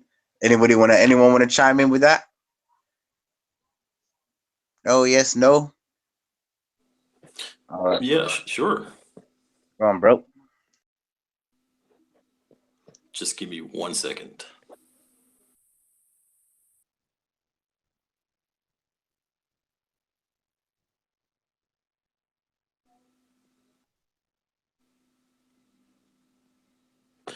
Well, I mean, I can't speak on whether or not the Prophet Muhammad was a prophet. I mean, anybody can be a prophet. Prophet basically means speaking on behalf of another person. So if I send my son to speak on my behalf, he's going to be a prophet. Whether the context of Muhammad being a prophet of Allah, I would say he is a prophet of Allah, because basically he always speaks on behalf of Allah, or he speaks his words and stuff like that. So yes, in that context, he is a prophet. Whether or not he's a prophet of the God of Israel, who I worship, that's another topic. But to say, to ask the question if he was the last or the final prophet, that is up to a Muslim to defend. I'm not a Muslim, I'm a Christian. Just my little piece. Okay, but coming from a Christian background, would you agree that he is the final prophet sent by God or Yahweh, or I don't know, in your text does Yahweh say there's going to be another prophet to return, or this is why it's still a kind of a good question for you as well? Okay, good question. I can only speak as a Christian of my particular faith. I can't speak for every Christian. Every Christian has different backgrounds and beliefs. But according to what our texts say, every prophet has to be identified with the God of Yahweh, or the God of Israel. And that sacred name isn't anywhere in the Arabic texts. I mean, some Muslims would debate and argue and say it's in the Aramaic text, Allah, which it is, but that's not the same thing as Allah. I mean, they have, in Deuteronomy 18 and 15, most Muslims like to jump on Deuteronomy in the Old Testament, and then Muslims jump to New Testament, where Jesus is talking about a comforter who shall dwell within you. You know what I mean? So from a biblical standpoint, I mean, a lot of people read into that, read into their beliefs what does text say, but Muhammad isn't mentioned anywhere in the Bible, whether it's metaphorical or otherwise. So from a Christian standpoint, he isn't a prophet of Yahweh, and he didn't speak the words of Yahweh, in my opinion, based upon my readings. Other people do have different opinions and stuff like that, which they are freely entitled to. But he isn't a prophet of Yahweh. He's a prophet of Allah. He spoke Allah's words. Okay, and so so I wanted to find out as well then with that, who is there another prophet to come in what you believe? Who is this? Who's the final prophet to come, or does it not mention a final messenger or prophet to come? Well, actually, in the book of Revelation, it does talk about two prophets that's going to speak the words of Yahweh on earth, and not just one prophet. During the last days, when the Antichrist is going to show up and stuff like that. It doesn't say that it's one prophet. There's going to be two witnesses. It calls them two witnesses that have the power of Elijah and Moses. And the Antichrist is going to make war with them. The Antichrist is going to kill those two witnesses, and then the God of Israel will give them life, the spirit of life, and they're going to be resurrected and taken up to the heavens. That is basically it. Other than Jesus saying that, the Spirit of God is going to dwell within, the believers. So basically, there's no temple right now. The Jews don't have a temple. There isn't a presence of God or Yahweh in the temple because the temple is destroyed. And that's why Jesus came to give the Spirit of God to those who believe, to the adoption of sons. But a last prophet, it doesn't really say in the Bible, but maybe I'm contradicting myself, but that's my understanding. Okay. What about Jesus? Isn't Jesus mentioned about returning? Ain't there a second coming for Jesus? Because I'm maybe that might be some of the Christians that I spoke with. There's some of the people are saying they're waiting on Jesus to return. Yes, absolutely. It does say that he's going to return, but it doesn't say that a last prophet or a final prophet is going to return. You know what I mean? It doesn't say a prophet after me. Or Jesus doesn't say a prophet after me is going to come. It said he did say the Spirit of truth, the Comforter, will come from the Father, who will come in my name and speak the words of the Father and stuff like that. Jesus doesn't really say, or any gospel or epistle really doesn't say anything about a messenger per se coming back, or a final messenger in those words. No, but it's basically Jesus then. It's basically Jesus, because if Jesus is saying the Comforter is going to come in his name, obviously, which is Jesus, will come in his name and give a message to those people at that final time. At that time, to those people, the prophet or the messenger would be Jesus. You see what I'm saying? To those people at that time who's coming in. So then to those people at that time, the last messenger, because this is during the time of last days or judgment day, to them at that time, that last messenger coming to them, giving them the message, would be Jesus. So that's why I say, obviously, from the Christian, from your point of view, according to your text, the last messenger actually to be sent or to come again and will be Jesus. But whereas obviously in the Islamic text or the Islamic view, I think well, I don't know if it says it in their text, but I've heard where Muslims say that the Prophet Muhammad is the final messenger. But I think in their text it does mention about Jesus or Isa returning, and obviously in your text I think it goes a bit more depth, a bit more depth of what he's going to do. Yes, absolutely right. You're absolutely correct. I believe it's somewhere it says he's a final messenger in Islam. He's a seal of the prophets, and Jesus is alive right now. He's going to come back and destroy the cross and kill the pigs, and he's going to have a family, and he's going to die. Basically, that's the beliefs in some sects of Islam. Okay. I could be corrected. I'm standing to be corrected. I could be wrong. Okay, if that was the case, now that the reason why I mentioned that, because if that was the case, I was. This is for any Muslim that's on the panel. I wanted to know, why is it that most Muslims, especially me being at Speaker's Corner, I'm not even going to beat around the bush.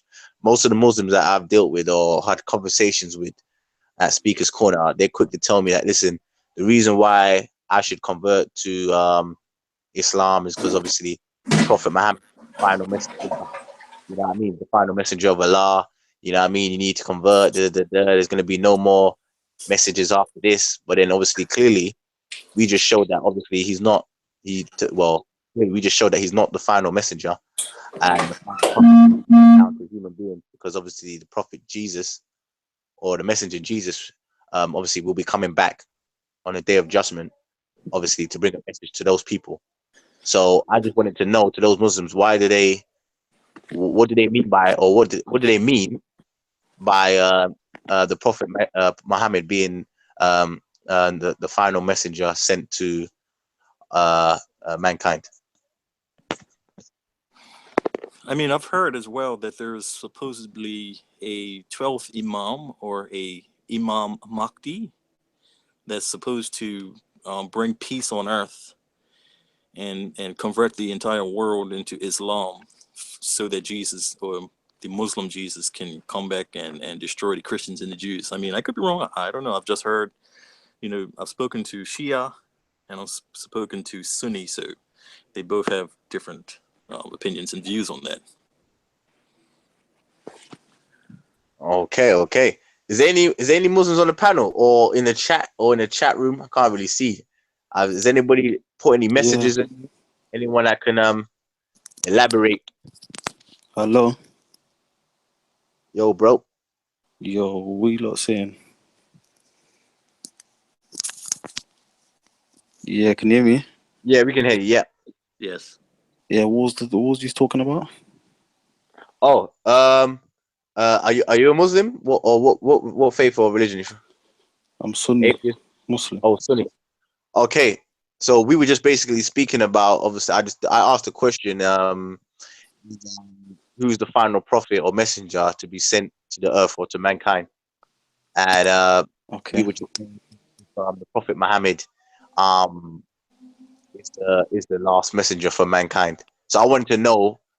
Do you as agree that Muslims, we believe obviously prophets were sent to every nation, and then we believe Prophet Muhammad sallallahu alaihi wasallam is the last and final messenger. Okay.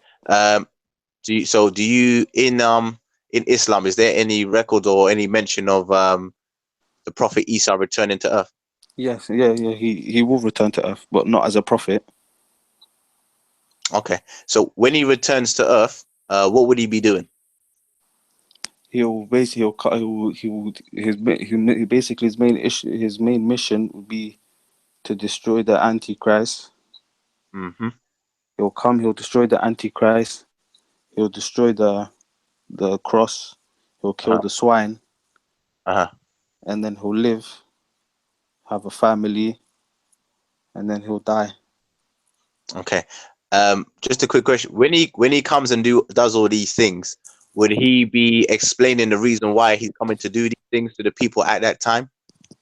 Will he be saying what's the reason for him coming, and the reason for him killing all these things and doing these things and waging war?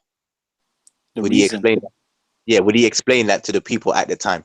Well, like, obviously the reason why he'll destroy the cross is obviously because Christians put words into his mouth that he never really said, Yeah.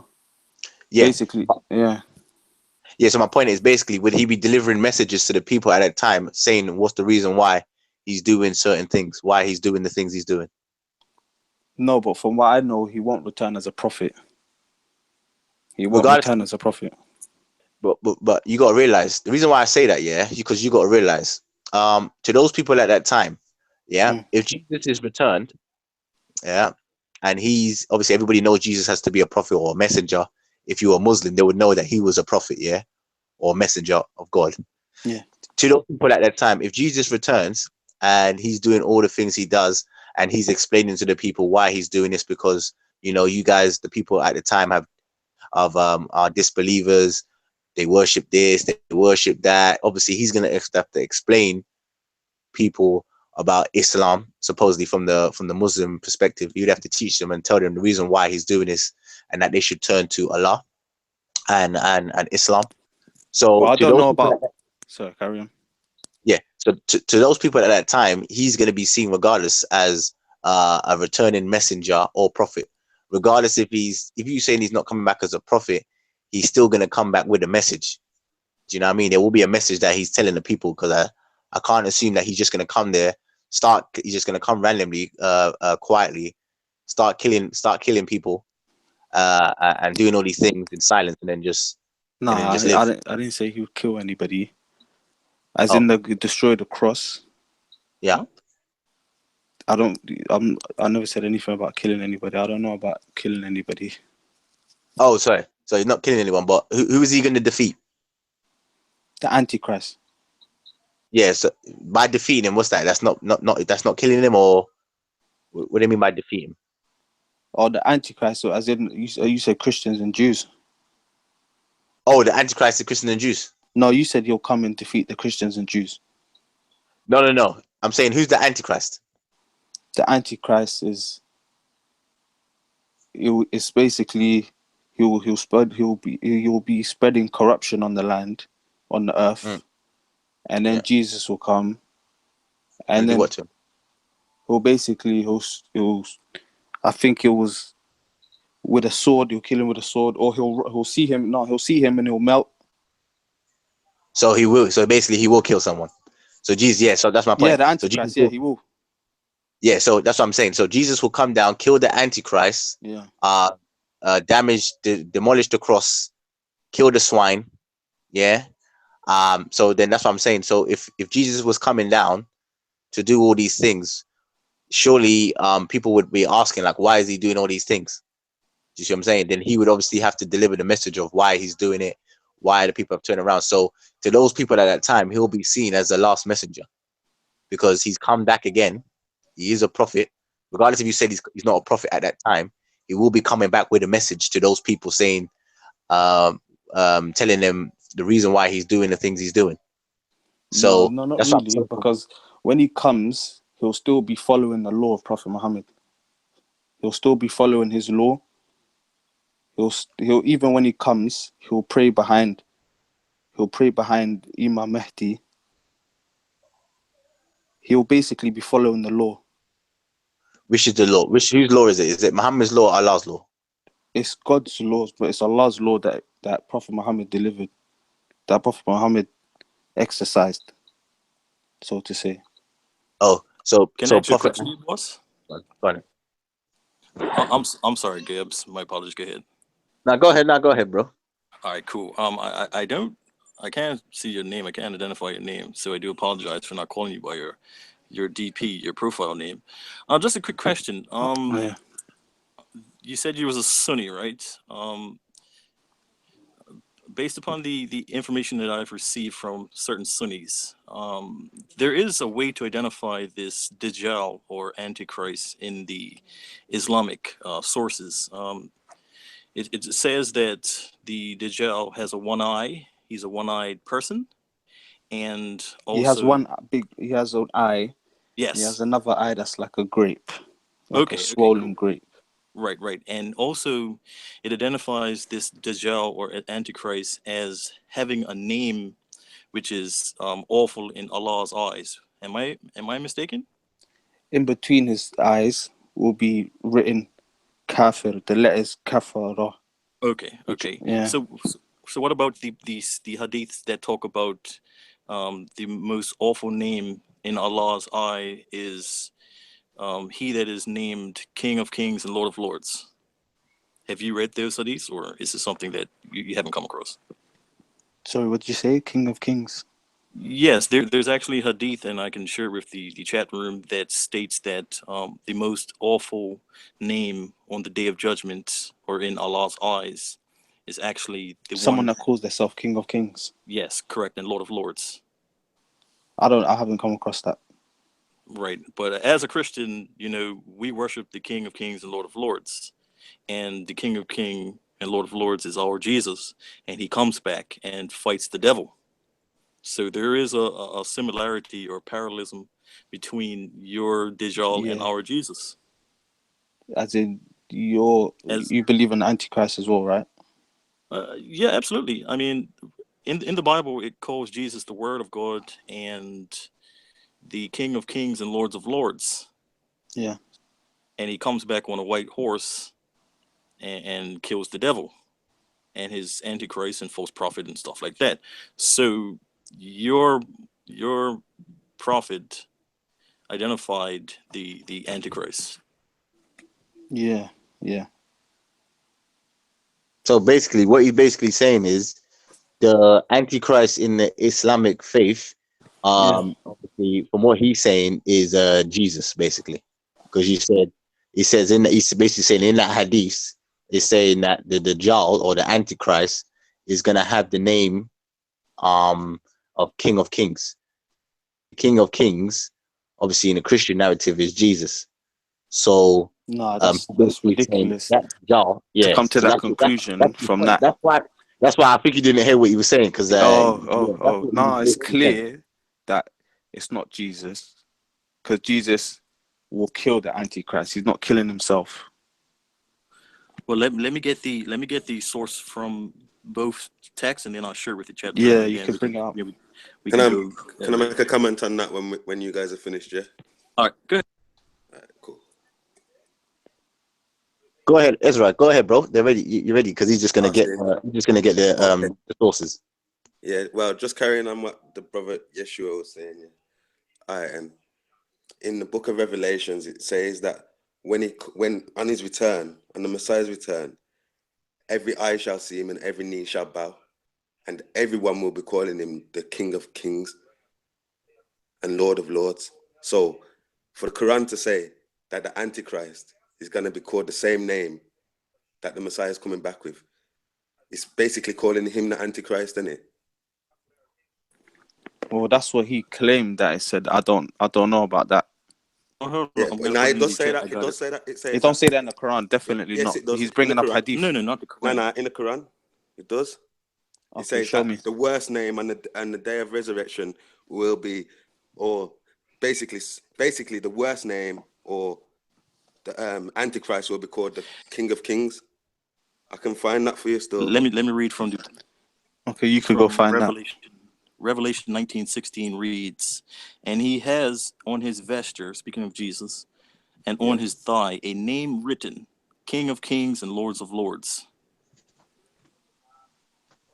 That's in Revelation 19 and Revelation 19. Yeah. So I'll go to the Quran now. 1 minute. I think it's in the Hadith, not the Quran. You was talking before, and you were saying that there was no prophet. Your Bible says there's no prophet coming after. Well, no, my actual words was that it doesn't state a final prophet or final messenger. It's ambiguous. In those words. Yeah, I know. It Yeah, don't you won't really find say that it. there's words in the Bible that says, "Oh, Jesus says I'm this is the the last last messenger prophet. and the final prophet." Right. Go Yeah, ahead. but it does give a criteria for a true prophet and a false prophet. So clearly, it expected a prophet to come. If it's given a criteria how to distinguish between a true prophet and a false prophet.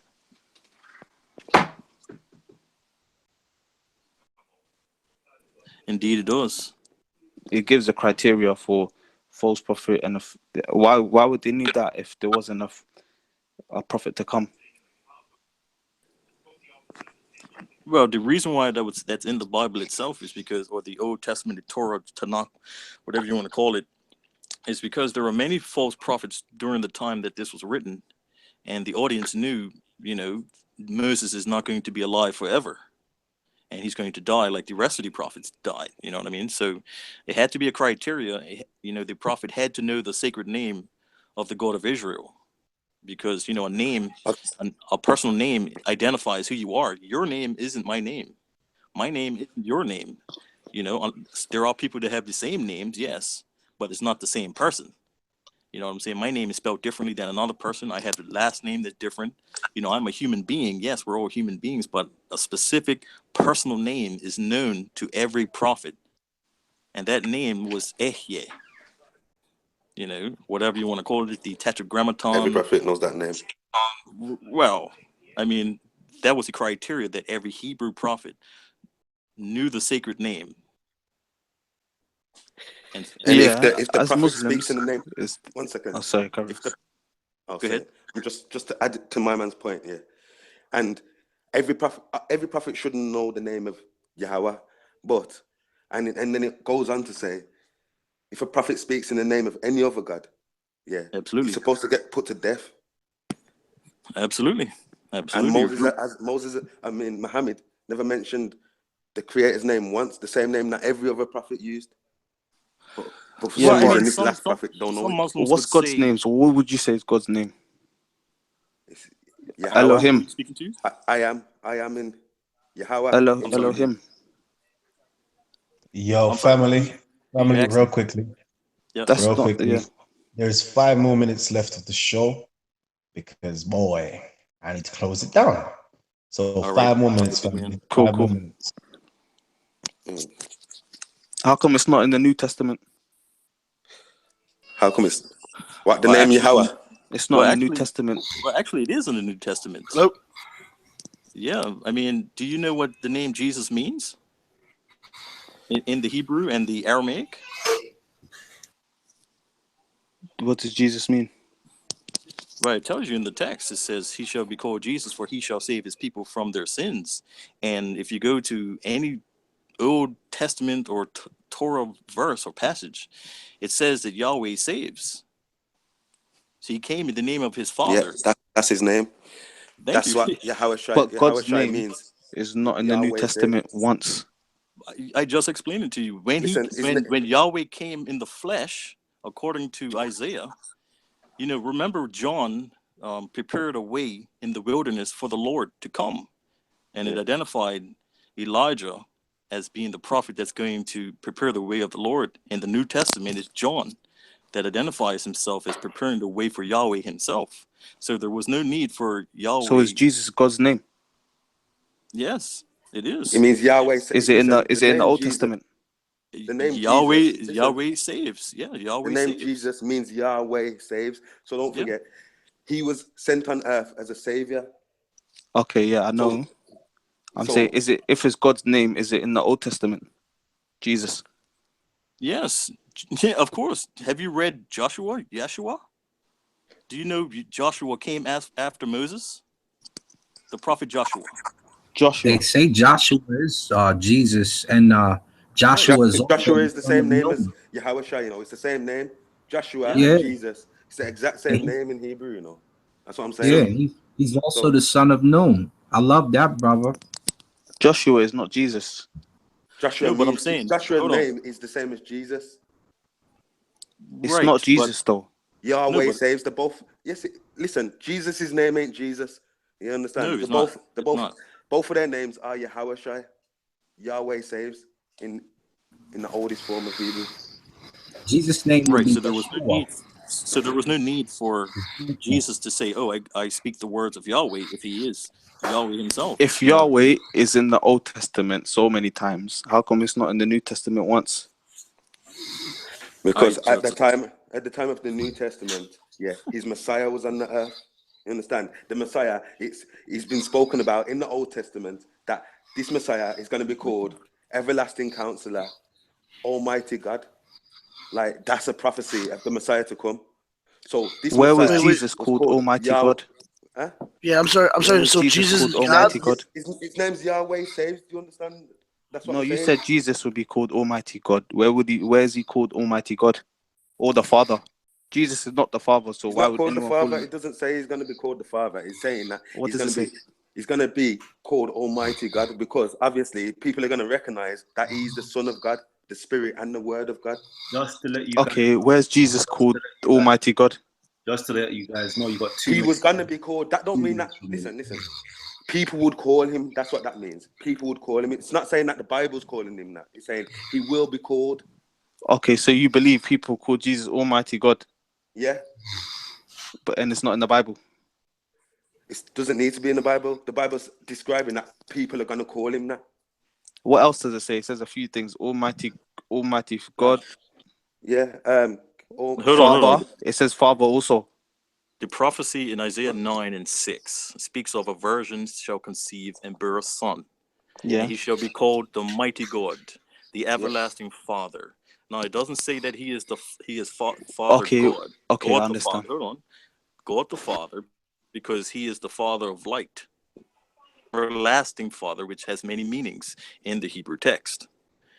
Okay, if you want to say that people called him they worship him as the mighty God. You can go to First Titus 2:13. There's many instances in which the early Christian fathers worship Jesus as God. They got these from Peter and Paul and John and stuff like that. I mean, that's another topic for another time, and we only have a limited amount of time. Yeah, I know. I just wanted to know, was Jesus ever called everlasting Father or Almighty God? Anyway. Yes, it was by people who followed him at the time. But you don't. Where's That's the just proof? conjecture. That's just conjecture. How is that conjecture? Like, You have no it's a evidence for prophecy. that. No, It's a there's no prophecy. proof of It's a that. prophecy that never The came verse. true. Listen. All The right. verse. Listen. Okay. All right. So we've actually reached the end of the show. Unfortunately, Titans, man. Why are you gonna end it? I know. No, You we're know. gonna continue offline, innit? Yeah. Like, It's I'm going to gonna continue. Go sleep. It's going to continue offline, family. But unfortunately, the online section is going to come to a close very shortly.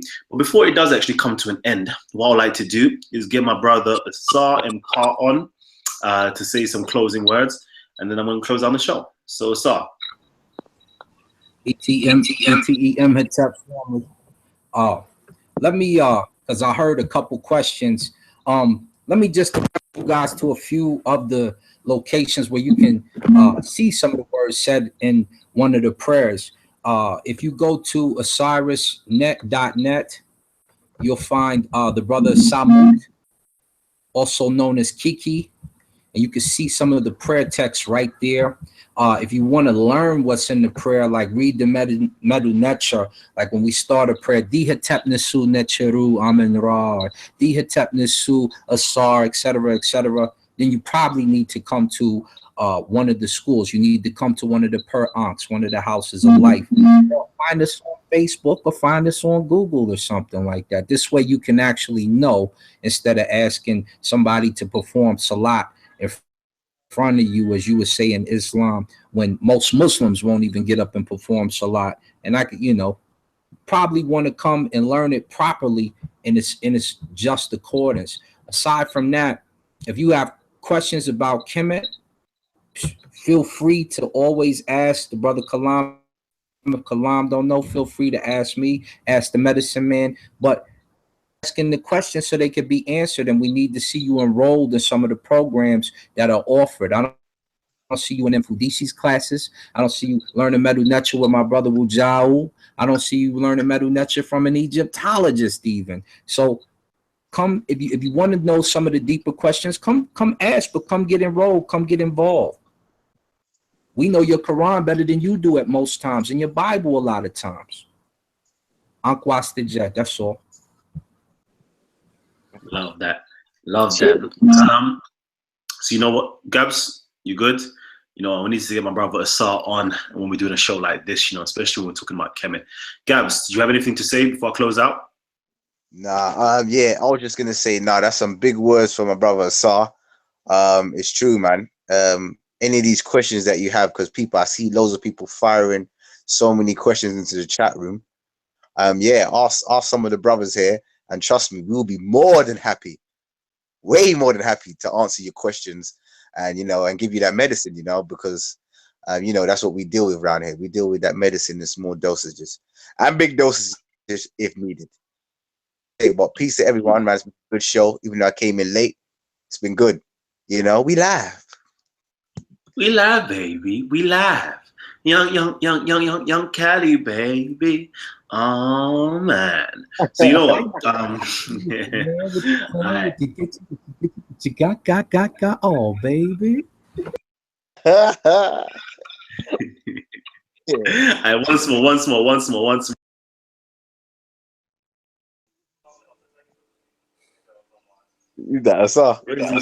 Asar, we need that medicine once more.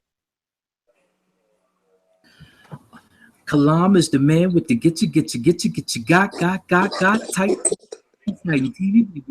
Go. Oh, baby, we live, baby. We got Hebrews and Muslims in the house, baby. Oh, baby. Oh, man. I love that. I absolutely love that. So you know what? We're signing out right now. And I'm gonna catch you guys tomorrow. Tomorrow we're gonna get in a gaps. I need you. Daytime, evening time, whatever time. We're going in. Alright? Peace and love, family. I'll catch you guys on the other side. I'm going to send you guys the link right now for those of you who need it. And I'm signing out. Peace, love.